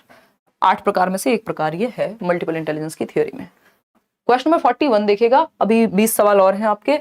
In a primary classroom the teachers should dash private speech self talk that guides thinking and action, यानी एक प्राथमिक कक्ष में शिक्षिकाओं को व्यक्तिगत वाक यानी खुद से बातचीत जो हमारी सोच और व्यवहार का मार्गदर्शन करती है। प्राइवेट स्पीच मतलब जब आप खुद से बात कर रहे हैं, यार ये वाला आंसर सही होगा कि ये वाला आंसर सही होगा, ये ठीक होगा कि ये ठीक हो। सेल्फ टॉक, खुद से बात बोल बोल के कर रहे हैं। किसने बात की है? वाइगॉस्की ने बात की है। इंपॉर्टेंट माना है, सेल्फ डायरेक्शन में काम आती है, सेल्फ रेगुलेशन में काम आती है। तो इस चीज को एनकरेज करना है, टीचर्स को बढ़ावा दे। क्यों? क्योंकि लैंग्वेज से बात कर करके हम क्या कर रहे हैं? खुद को डायरेक्शन दे रहे हैं, सॉल्यूशन की तरफ लेकर के जा रहे हैं। तो इस चीज को प्रोत्साहित किया जाना चाहिए, ना कि हतोत्साहित या नकारें इसको। ये कोई खराब नहीं है, दंडित नहीं करना, ये हेल्पफुल होती है खुद को डायरेक्शन देने में। तो A option is the right answer. आगे बढ़ेंगे क्वेश्चन नंबर 42 देखिएगा, यानी 42वां सवाल कहता है seeing the role of boys at home and in the society Mohan refused to play the role of a girl in a program organized in the school, saying that because he's a boy, he will not wear a girl's dress. It shows. अच्छा सवाल gender पे। मोहन ने घर व समाज में लड़कों की भूमिका को देखते हुए स्कूल में आयोजित एक कार्यक्रम में लड़की की भूमिका को यह कहकर निभाने से इनकार कर दिया कि वह एक लड़का है, इसलिए वह एक लड़की की ड्रेस नहीं पहनेगा। मतलब क्योंकि उसने समाज में देखा था कि महिलाएं सर्टेन कपड़े पहनती हैं, पुरुष सर्टेन कपड़े पहनते हैं, मतलब एक तरह के कपड़े पहनते हैं। महिलाओं का ये रोल होता है, पुरुषों का ये रोल होता है। तो उसने वो चीज समाज में देखी है, और जब उसको कहा गया कि मान लीजिए कोई प्रोग्राम चल रहा है और उसमें उसने कह दिया कि मैं तो लड़की का रोल नहीं निभाऊंगा, मैं तो लड़का हूं, मैं लड़की के कपड़े क्यों पहनूं। जबकि अभी हम देख रहे हैं समाज में परिवर्तन हो रहा है, बहुत सारे कपड़े, बहुत सारी चीजें जो हैं वो क्या हो रही हैं? यूनिसेक्स आ रहे हैं, यानी कपड़े, आप शर्ट है कोई मेल भी पहन सकता है और पुरुष मतलब महिला भी पहन सकती है। लेकिन यहाँ पे क्या हुआ? अब क्योंकि दिमाग में सेट हो गया है कि ये काम महिलाओं का है, ये पुरुषों का है, ये कपड़े इनके हैं, ये ऐसे है, तो क्या होगा? हम यहाँ पे बच्चे ने कर दिया मना। इसका मतलब क्या है? जेंडर रोल फ्लेक्सिबिलिटी है, ये फ्लेक्सिबिलिटी तो बची नहीं ना। फ्लेक्सिबिलिटी होती तो वो मना क्यों करता? जेंडर इक्वालिटी है, और वहां पे तो एक काम था ना जिसमें वो चीज करनी थी। इक्वालिटी तो ये है ही नहीं, है ना, इक्वालिटी की तो बात ही नहीं हो रही। जेंडर मोबिलिटी है, ये गतिशीलता है, डायनेमिक है, नहीं चेंज भी नहीं है यहाँ पे। तो ये जेंडर रोल टाइपिंग है। क्या है ये? जेंडर टाइपिंग है, कि फिक्स हो गया है जेंडर का रोल, के दिमाग में जेंडर रोल टाइपिंग हुई है बचपन से, मम्मी ये काम करती है, पापा ये काम करती है, मैं भी जब बड़ा हो जाऊंगा तो मैं भी ये काम करूंगा, मेरी बीवी ये काम करेगी, या वट एवर। कुछ चीजें बायोलॉजिकल हो सकती है, लेकिन उसके अलावा बाकी सारी हमने जेंडर क्या है, सोशल कंस्ट्रक्ट है, समाज ने बना दी है ना। तो जेंडर रोल टाइपिंग है बच्चे के दिमाग में, जो वो शो कर रहा है इस चीज को कहते हुए कि उसके दिमाग में रोल टाइप हो चुका है, फिक्स हो चुका है। क्वेश्चन नंबर 43 देखिएगा। क्वेश्चन नंबर 43 क्या है? The process of teaching and learning for students of differing abilities in the same class is referred to as, यानी एक ही कक्षा में अलग अलग क्षमताओं वाले विद्यार्थियों के सीखने सिखाने की प्रक्रिया क्या कहलाती है? यानी process of teaching and learning for students of differing abilities, अलग अलग क्षमता वाले बच्चा, एक बच्चा है जो जल्दी सीखता है, दूसरा बच्चा है जो धीमे सीखता है, तीसरा बच्चा है जिसको देर में समझ में आता है, चौथा बच्चा है जिसको डिफरेंट डिफरेंट एग्जांपल देने पड़ते हैं, एक्टिविटी करानी पड़ती है। तो इन सबको आप साथ में लेके चल रहे हैं, तो ये क्या है? ये डिफरेंशिएटेड इंस्ट्रक्शन है, जो हम चाइल्ड सेंटर्ड एजुकेशन और इंडिविजुअल डिफरेंसेस में पढ़ते हैं। स्टैंडर्डाइज्ड इंस्ट्रक्शन तो होगा, तो सबको एक तरीके से सिखा दो। स्टिमुलेशन कंडीशनिंग कुछ काम का नहीं है। डिफरेंशिएटेड इंस्ट्रक्शन है जब अलग अलग क्षमताओं वाले बच्चों को आप डिफरेंट डिफरेंट तरीके से क्लासरूम में सिखा रहे हैं। क्वेश्चन नंबर 44 देखिएगा, ये क्या कहता है? ये कहता है इन सोशियो कंस्ट्रक्टिविस्ट क्लासरूम। खुद से जवाब दीजिए, मैं क्यों बताऊं, बताइएगा एक बार, फटाफट से जवाब दीजिएगा, फिर हम आगे बढ़ेंगे। दीजिएगा, आंसर कीजिएगा।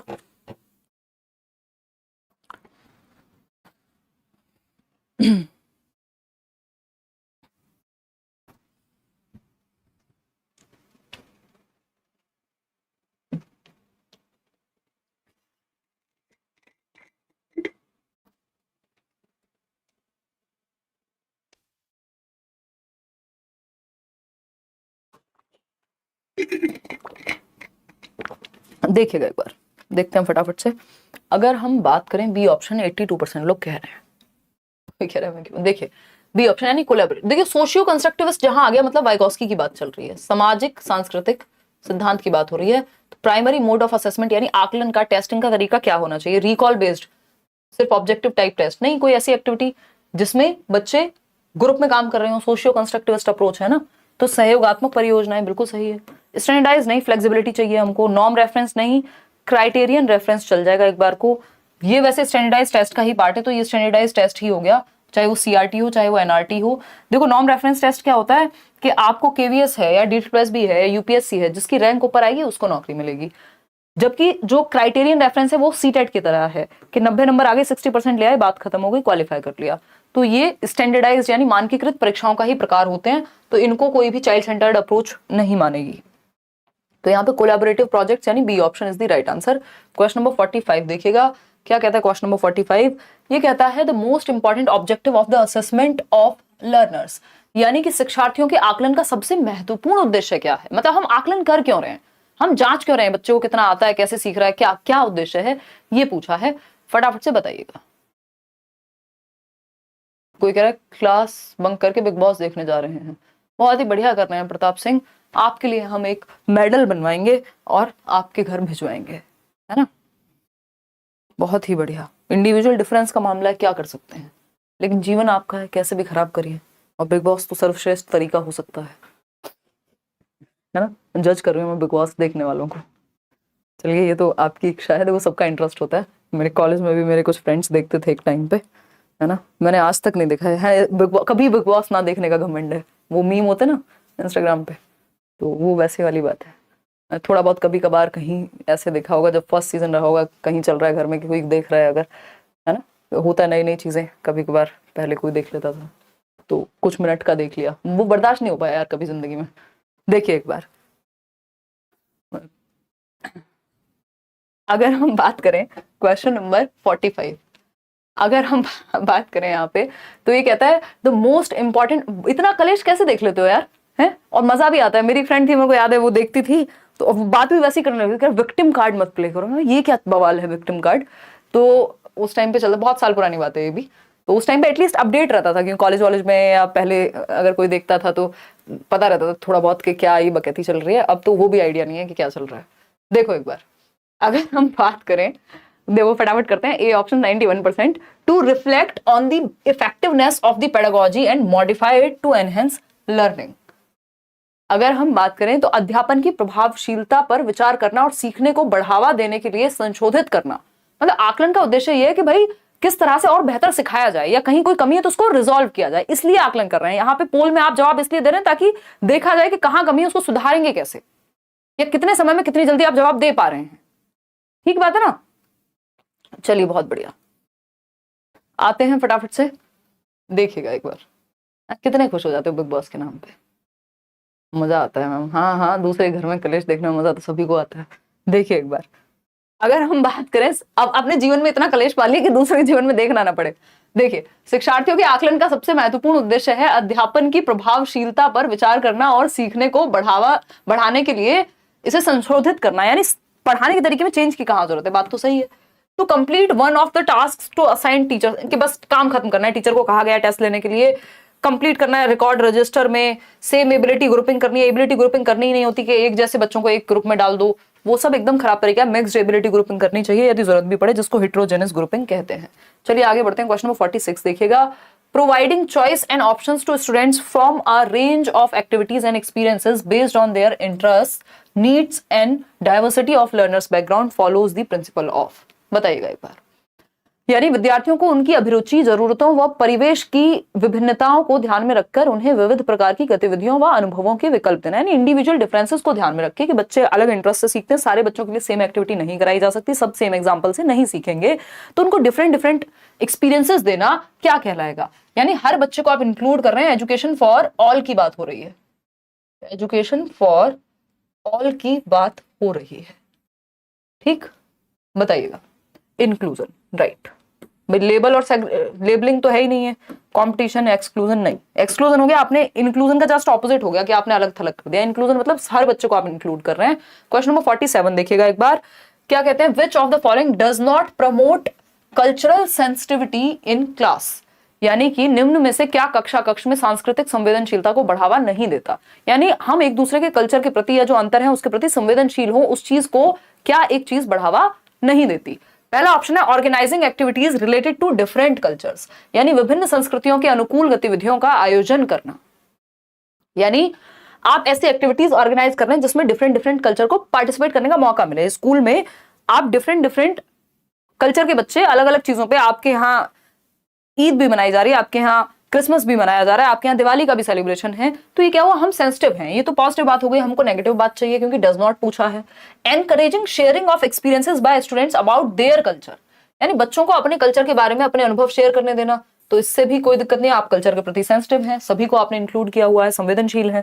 Celebrating festivals of dominant cultures only, ये गड़बड़ है कि अगर वहां जिस जगह पे स्कूल है तो सिर्फ और सिर्फ फेस्टिवल किस कल्चर के बनेंगे। यदि आसपास के कल्चर में कोई एक कल्चर का प्रभाव ज्यादा है, यानी अगर आसपास मुस्लिम्स हैं तो सिर्फ ईद मनाई जाती है, दशहरा नहीं बनेगा। और अगर आसपास हिंदुइज्म है या और भी बहुत सारे अलग अलग जाति संप्रदाय हो सकता है, तो जो डोमिनेंट कल्चर है, यानी जिस कल्चर के बच्चे ज्यादा पढ़ते हैं स्कूल में, सिर्फ उसी की छुट्टी होगी, उसी का त्योहार मनाया जाएगा, बाकी नहीं। तो ये गड़बड़ है। इसका मतलब आप सेंसिटिव नहीं है, सभी बच्चों को इंक्लूड आप नहीं कर रहे। ठीक है ना? Accepting and respecting diverse backgrounds, ये तो पॉजिटिव बात है कि आप सभी बैकग्राउंड को एक्सेप्ट कर रहे हैं। तो C option is the right answer. आगे बढ़ेंगे। Question number 48। 48 क्या है? देखिएगा, जवाब दीजिएगा फटाफट से, फटाफट से जवाब दीजिएगा। एक्सप्लेन मत करो मैम। ठीक है अभिलाषा, खत्म। जो अभिलाषा कह देंगे वो होगा आज से। कुछ लोग होते हैं वो फिर कमेंट करते हैं कि फलाना आपका रिश्तेदार है क्या, इसके कमेंट ज्यादा पढ़ते हो। भाई वो बाय चांस की बात होती है ना। देखिए, challenges in reading text and comprehending long passages is a challenge for students with। पाठ पढ़ने व लंबे अंशों को समझने में उन विद्यार्थियों को कठिनाई होती है जो डिस्कैलकुलिया से जूझ रहे होंगे। पढ़ने की बात हो रही है, यहाँ कैलकुलेशन की तो हो नहीं रही, तो ये तो गड़बड़ हो गया। कैलकुलेशन में दिक्कत होती है डिस्कैलकुलिया वालों को। डिसलेक्सिया है, जो तारे जमीन पर वो ईशान अवस्थी था ना, तो डिसलेक्सिक बच्चे को पढ़ने में कठिनाई होगी। वो रिवर्स राइटिंग और वो सब भी उसकी कॉपी में आपको देखने को मिलेगा, क्योंकि जो पढ़ता गलत है वो लिखेगा भी गलत। तो ऐसा हो सकता है कि 100 को वॉज, डॉग को गॉड, 6 को 9, बी को डी, इनको पढ़ने में दिक्कत होती है। हियरिंग इंपेयरमेंट, डिस्ग्राफिया होता है, लिखने में दिक्कत है सिर्फ, तो वो बात यहाँ नहीं है, पढ़ने की दिक्कत है।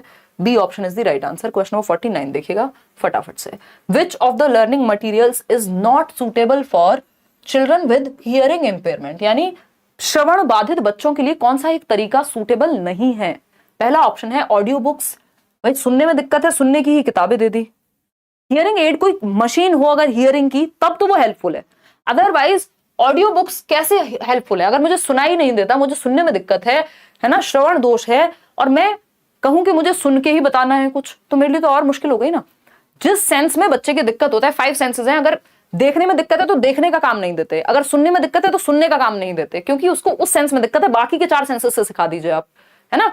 अगर किसी बच्चे को देखने में दिक्कत है तो आप उसके सुनने वाले सेंस को, टच करने वाले सेंस को, एक्टिविटी करने वाले सेंस को, उन पे फोकस कीजिए, ना कि उसके देखने पे फोकस करेंगे कि भाई देखने में दिक्कत है बच्चे को, आप देख के ही पढ़ा रहे हैं, आप कह रहे हैं नहीं नहीं बेटा तुम तो किताब से ही पढ़ो, तो वो गलत हो जाएगा। तो ऑडियो बुक्स यहाँ पे गलत तरीका है, और जो गलत है वही सही है, क्योंकि नॉट ही पूछा था कि कौन सी एक चीज सूटेबल नहीं होगी, तो ऑडियो बुक सूटेबल नहीं होंगी। प्रिंटेड बुक्स तो चलो आंखें तो ठीक है उसकी, देख सकता है, वीडियोस विद सबटाइटल्स वो भी पढ़ सकता है वो, 3 डायमेंशनल चार्ट्स तो हर किसी के लिए बढ़िया है, लेकिन ये ऑडियो बुक जो है नेगेटिव है। चलिए हाफ सेंचुरी हम कंप्लीट कर लेंगे अभी, 50वां सवाल आपके सामने और 10 सवाल और हैं। क्वेश्चन नंबर 50 देखिएगा, what type of questions should a teacher ask in order to identify creative children in her class. यानी आपको वो बच्चे जो कुछ नया करते हैं, जो पानी की घंटी भर गई है बजाते हैं, बनाते हैं, ऐसे बहुत सारे एग्जाम्पल हो सकते हैं। तो एक शिक्षिका को अपनी कक्षा में सृजनात्मक बच्चों की पहचान करनी है कि कौन से बच्चे हैं जो कुछ डिफरेंट सोचते हैं, लीक से हटके सोचते हैं, डाइवर्जेंट थिंकिंग रखते हैं, है ना। उनकी पहचान के लिए fill in the blank, fill in the blank तो भाई साहब ज्यादा सोचने का आपके पास चांस ही नहीं है, फिल इन द ब्लैंक में तो एक ही सही या गलत होगा, तो इसमें कहां से नया कुछ सोच पाएंगे वो। मल्टीपल चॉइस क्वेश्चन में 4 ऑप्शन है, एक ही चूज करना है, इसमें क्या क्रिएटिविटी लगा दोगे आप। Questions with right and wrong options, तो या तो ट्रू होगा या फॉल्स होगा, इसमें क्या क्रिएटिविटी, कुछ तीसरा ऑप्शन है नहीं है। तो सिंपल आंसर है क्या, open ended questions, divergent thinking वाले क्वेश्चंस, खुले मुक्त उत्तर वाले सवाल या प्रश्न, है ना। क्यों? क्योंकि यहाँ पे मान लीजिए ऐसे टाइप कोई क्वेश्चन है, आप सारी चिंतन वाला, तो यहाँ पे क्रिएटिविटी लगेगी, हर बच्चा अपने विचार अलग तरीके से क्या कर पाएगा, एक्सप्रेस कर पाएगा। कोई ऐसा नहीं है कि यस और नो में जवाब देना है। तो D option is the right answer over here. DC साथ चलते हैं, सीसी साथ नहीं चलते, याद रखिएगा। डाइवर्जेंट थिंकिंग जुड़ी होती है क्रिएटिविटी से, कन्वर्जेंट थिंकिंग नहीं। कन्वर्जेंट थिंकिंग इंटेलिजेंस से जुड़ी होती है, जो आपको एमसीक्यू में यूज करनी पड़ती है। क्वेश्चन नंबर 51 देखिएगा एक बार, क्या कहता है question number 51, it is important to dash experiences that a child brings to school. यह महत्वपूर्ण है कि बच्चा अपने साथ जो अनुभव स्कूल में लाता है उसका क्या किया जाए, अचार डाल दे, नहीं, डेटा खत्म हो रहा है जल्दी पढ़ाओ। नहीं, हाँ दिन भर क्यों देखते हो फिर रील्स, हैं जब रात तक डेटा खत्म हो जाता है। तो नोट्स मिले हुए आपको फ्री। देखिए, यह महत्वपूर्ण है कि बच्चा अपने साथ जो अनुभव स्कूल में लाता है उन्हें नजरअंदाज किया जाए, यानी इग्नोर कर दो नहीं, बच्चा जो भी घर से लेके आए वो सब काम का है, नकारा नहीं जाएगा, आगे बढ़ाया जाए या उस पर बिल्ड ऑन किया जाए। बात ठीक है, उपेक्षा नहीं करनी है, डिसरिगार्ड नहीं करेंगे, डिसमिस नहीं करेंगे, तुम्हारे पास जो अनुभव है वो कुछ काम का ही नहीं है। बच्चा गर्मियों की छुट्टी में घूम के भी आता है तो उस पर भी चर्चा की जा सकती है। यानी बच्चा जो भी बच्चा रीना घर से लेकर के आएगा वो सब काम का है, बिल्ड ऑन करना है। जो भी बच्चा घर से लेके आया वो नींव के जैसा है, जब आप बिल्डिंग बनाते हैं पहले नींव भरी जाती है, उसके ऊपर बिल्डिंग बनेगी। तो वैसे ही जो बच्चा प्रीवियस नॉलेज, जो पूर्व ज्ञान या ओल्ड नॉलेज घर से लेके आया है वो काम का है, उससे जोड़ करके आपको न्यू नॉलेज बिल्ड करनी है। तो C option is the right answer. Question number 52 देखिएगा, 52वां सवाल क्या कहता है, हाउ डू चिल्ड्रन लर्न, बच्चे सीखते कैसे हैं। पहला ऑप्शन है मेकिंग एंड डूइंग थिंग्स, यानी चीजों को बनाकर व कार्य करके, यानी बच्चा एक्टिव है, बात तो सही लग रही है। रीडिंग एंड राइटिंग, चलो बच्चा यहां भी एक्टिव है। टॉकिंग एंड लिसनिंग, सुन करके बात करके, ये भी बात एक्टिव है बच्चा। थिंकिंग एंड रिफ्लेक्टिंग, सोच करके और सोच पे विचार करके कि मैंने जो सोचा था वो क्या था, मेरे जो अनुभव थे उन पे मैं प्रकाश डालूं खुद के दिमाग में ही, टॉर्च लेके प्रकाश नहीं, ठीक है ना। तो चारों ही बातें क्या है, सही है। कितने खराब पीजे मार रही हूं मैं, फर्स्ट सेकंड थर्ड फोर्थ, ठीक। D option is the right answer over here. आगे बढ़ेंगे क्वेश्चन नंबर 53 पर, देखिएगा एक बार, ये क्या कहता है भाई, in which of the following class are students likely to learn well. किस कक्ष में विद्यार्थी बेहतर ढंग से सीखेंगे, कैसा क्लासरूम होगा जहां बच्चे अच्छे से सीख पाएंगे। Teacher emphasises passive reception of knowledge, यानी जहां बच्चा पैसिव है, बस बैठा हुआ है बुत बन के, पैसिव नहीं रखना बच्चे को। Teacher believes only children with high IQ, सिर्फ हाई आईक्यू वाले ही सीखेंगे, तो इंक्लूसिव एजुकेशन की तो बैंड बजा दी हमने, डब्बे में डाल दिया उसको, है ना। भाई हर एक बच्चा सीख सकता है, हम ये मानते हैं, उसकी क्षमता के अनुसार, उसके अंदर जो यूनिक है वो निकाल के लाना है हमको। Teacher allows children to follow their own pace of learning, ये बात एकदम सही है कि बच्चे के पेस के अनुसार, वो किस गति से सीखता है उसके अनुसार सिखाया हर बच्चे को जा सकता है, ठीक है ना। टीचर फॉलोज स्टैंडर्ड करिकुलम, नहीं फ्लेक्सिबल चाहिए हमको करिकुलम। तो C option is the right answer over here. आगे बढ़ेंगे, क्वेश्चन नंबर देखिएगा 54। क्वेश्चन नंबर 54 क्या कहता है, when teachers include experiences of children and give examples from their socio cultural context, it fosters a sense of dash. यानी जब शिक्षक बच्चों के अनुभवों को कक्षा में शामिल करते हुए उनके सामाजिक सांस्कृतिक संदर्भ से उदाहरण देता है कि वो जिस समाज से, जिस संस्कृति से, जिस भाषा का वो इस्तेमाल कर रहे हैं, उसको इंक्लूड करके टीचर एग्जाम्पल्स इंक्लूड करे उस एस्पेक्ट से भी, यानी बच्चे के जीवन से एग्जाम्पल्स को लेकर के आए क्लास में, तो इससे क्या होगा, सेंस ऑफ बिलोंगिंगनेस बढ़ जाएगी बच्चों की। उनको लगेगा हमारी भी बात सुनी जाती है, हम भी इंक्लूडेड महसूस कर रहे हैं यहाँ पे क्लासरूम में, हमसे भी कुछ लगाव है या हमें भी एक्सेप्ट किया जा रहा है। इंफीरियर नहीं मानेगा वो, फिर इंफीरियर तब मानेगा जब जो उसके पास है वो उसको गलत ही बता रहे हैं आप। एंगर की अगर हम बात करें, एलिनेशन के अलग थलग महसूस करेगा, वो सब तब करेगा जब आप इंक्लूड नहीं करेंगे, अदरवाइज तो बिलोंगिंग फील करेगा यदि आप इंक्लूड कर रहे हैं उसके अनुभवों को, उसके कल्चर को, उसके एग्जाम्पल्स को, उसकी भाषा को। The processes of problem solving is promoted through, समस्या समाधान की प्रक्रिया कैसे बेहतर होती है। समस्या आएंगी जीवन में भी, क्लासरूम में भी, पढ़ाई में भी, उनके समाधान की जो प्रक्रियाएं हैं वो कैसे टीचर इनकलकेट करे, ये पूछा है। बताइएगा एक बार, फटाफट से जवाब दीजिएगा, फटाफट से जवाब दीजिए। सीडीपी में इंटरेस्ट है आपकी क्लास देख के? हाँ, ये हम बहुत सालों से सुन रहे हैं, हमें अच्छा लगता है सुन करके, है ना, और अच्छे से माइंड में सेट हो जाता है। चलिए, बहुत बढ़िया करिश्मा। चलिए खैर, जवाब दीजिए, आंसर दे दीजिए आप। प्रॉब्लम सॉल्विंग को कैसे बेटर करें? एनालॉजिकल थिंकिंग, पैसिव इमिटेशन से तो कुछ होने वाला नहीं है, ये पैसिव वर्ड ही पैसिव है। रिस्पॉन्स सेट भी कभी भी प्रॉब्लम सॉल्विंग क्रिएटिविटी किसी के लिए काम करनी है, क्योंकि इसमें आपका एक लीक पे आप सेट हो जाते हैं, फिक्स्ड माइंड सेट होता है, इसमें डिफरेंट तरीके से नहीं सोच पाता है इंसान। यही हाल फंक्शनल फिक्सनेस में होता है, ठीक है ना। तो एनालॉजिकल थिंकिंग एकमात्र सही जवाब है, प्रॉब्लम सॉल्विंग को प्रमोट करती है। तार्किक सोच, इन्होंने ये इसमें जो है जवाब हिंदी और इंग्लिश में अलग कर दिया है ट्रांसलेशन में। अदरवाइज एनालॉजिकल थिंकिंग का मतलब होता है वो लॉजिकल थिंकिंग होती है, जिसको हम तार्किक चिंतन कहते हैं। एनालॉजिकल होता है कि जैसी चीजें आपने पहले की, उस तरह की प्रॉब्लम अगर आपकी लाइफ में कभी आई है तो आप उस तरह का कुछ एग्जांपल्स वहां से लेकर के और तब सॉल्व करते हैं चीजों को। एनालॉजिकल थिंकिंग आपकी मदद करती है, आपको इसमें तर्क भी शामिल होता है ऑफकोर्स। क्वेश्चन नंबर 56 देखिएगा, क्वेश्चन नंबर 56 देखिएगा, चिल्ड्रंस मिसकॉन्सेप्शंस एंड एरर्स, बच्चों के जो मिसकॉन्सेप्शंस हैं, भ्रांतियां हैं, नाइव कॉन्सेप्शंस भी जिनको हम बोल देते हैं, और जो उनकी गलतियां हैं उनको हम कैसे देखेंगे। Are extremely detrimental to teaching learning process, यानी सीखने सिखाने की प्रक्रिया में बेहद हानिकारक हैं। तो हम क्या बच्चे को रोबोट मान के चल रहे हैं कि वो कभी गलती नहीं करेगा? तो ये तो कहना गलत होगा।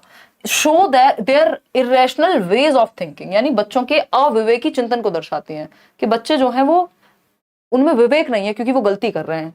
गलती तो कोई भी व्यक्ति कभी भी करेगा ही सीखने में, ऐसा नहीं है कि कभी कोई गलती नहीं होगी, गलती की संभावना है। फिर हम बात करते हैं serve as a significant inroads to children's thoughts, ये बात एनसीएफ भी कहता है कि जो गलतियां हैं वो, जो भ्रांतियां हैं, जो गलतियां हैं वो बच्चे की सोच में झांकने का अर्थपूर्ण मौका मिलता है। गलतियां क्या है, एक विंडो के जैसी हैं जिसके द्वारा आप झांक सकते हैं बच्चे की थिंकिंग में कि वो सोचता कैसे। आपने तो पढ़ा दिया लेकिन वो कैसे समझ पाया उस चीज को, ये आपको बच्चे की गलती से पता चलता है कि यहाँ आप बहुत ज्यादा गलतियां करते हैं। जैसे अब जब हम डिस्कशन कर रहे होते हैं तो मैं बहुत बार बोलती हूँ कि देखना यहाँ आप गलती करोगे, क्यों करोगे, क्योंकि गलती आपने की है तभी तो मुझे पता लगा कि आप इसको ऐसे नहीं ऐसे समझते हो, तो मुझे वो डिफरेंट तरीके से समझाना होगा, ठीक है ना।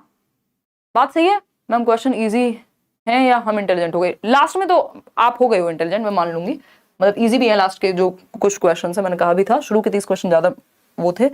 कंफर्म देयर, इससे ऊपर नहीं जाएगा, मतलब ऐसा नहीं है कि आपसे दुश्मनी नहीं निकालनी एग्जामिनर को। अगर कॉन्सेप्ट्स आपके क्लियर हैं तो ठीक है, जो शुरू के 30 क्वेश्चन किए वो अच्छे लेवल क्वेश्चन थे। Confirm their inferiority to adults, और अब तो आपको इंटेलिजेंट हो ही जाना चाहिए, 4 दिन बाद पेपर है, आई मीन कितने, 12 दिन बाद, 11 दिन बाद। तो इन्फीरियोरिटी को कंफर्म कर रहे हैं, नहीं, सी ऑप्शन कि बच्चे की थिंकिंग में झांकने का मौका मिलता है।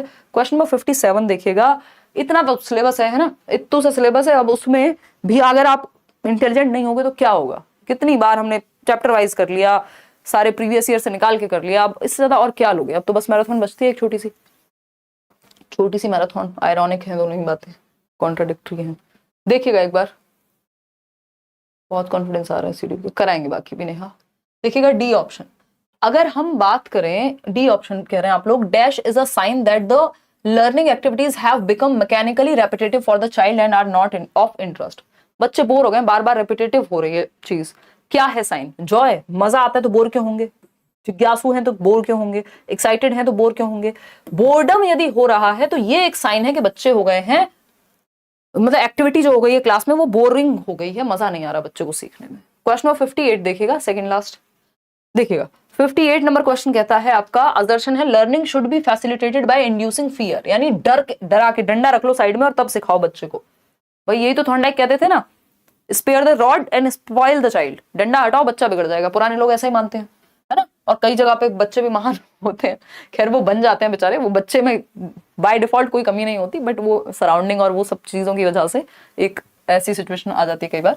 Learning should be facilitated by including inducing fear of punishment in children, मतलब डंडे का भय होना चाहिए, ये नेगेटिव है, ये होना नहीं चाहिए। रीजन क्या है इसका, reward and punishment are highly effective in ensuring meaningful learning. देखिए रिवॉर्ड एंड पनिशमेंट से आप रोट लर्निंग तो करवा सकते हैं, रट्टे तो लगवा सकते हैं, मीनिंगफुल अर्थपूर्ण अधिगम नहीं होगा, है ना। मीनिंगफुल लर्निंग एक्टिविटी से आती है, इंटरेस्ट से आती है, क्यूरियोसिटी से आती है, इंट्रिंसिक मोटिवेशन से आती है। दोनों ही बातें गलत हैं, D option is the right answer. आगे बढ़ेंगे नेक्स्ट क्वेश्चन पे।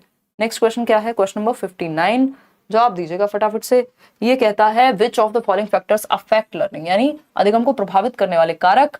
इंटरेस्ट ऑफ द स्टूडेंट, बच्चे का रुचि है कि नहीं है, बिल्कुल सही बात है, प्रभावित करेगा। लर्निंग अच्छे से हो रही है या नहीं हो रही है उसमें इस बात पे डिपेंड करेगा आप इंटरेस्टेड हैं कि नहीं है।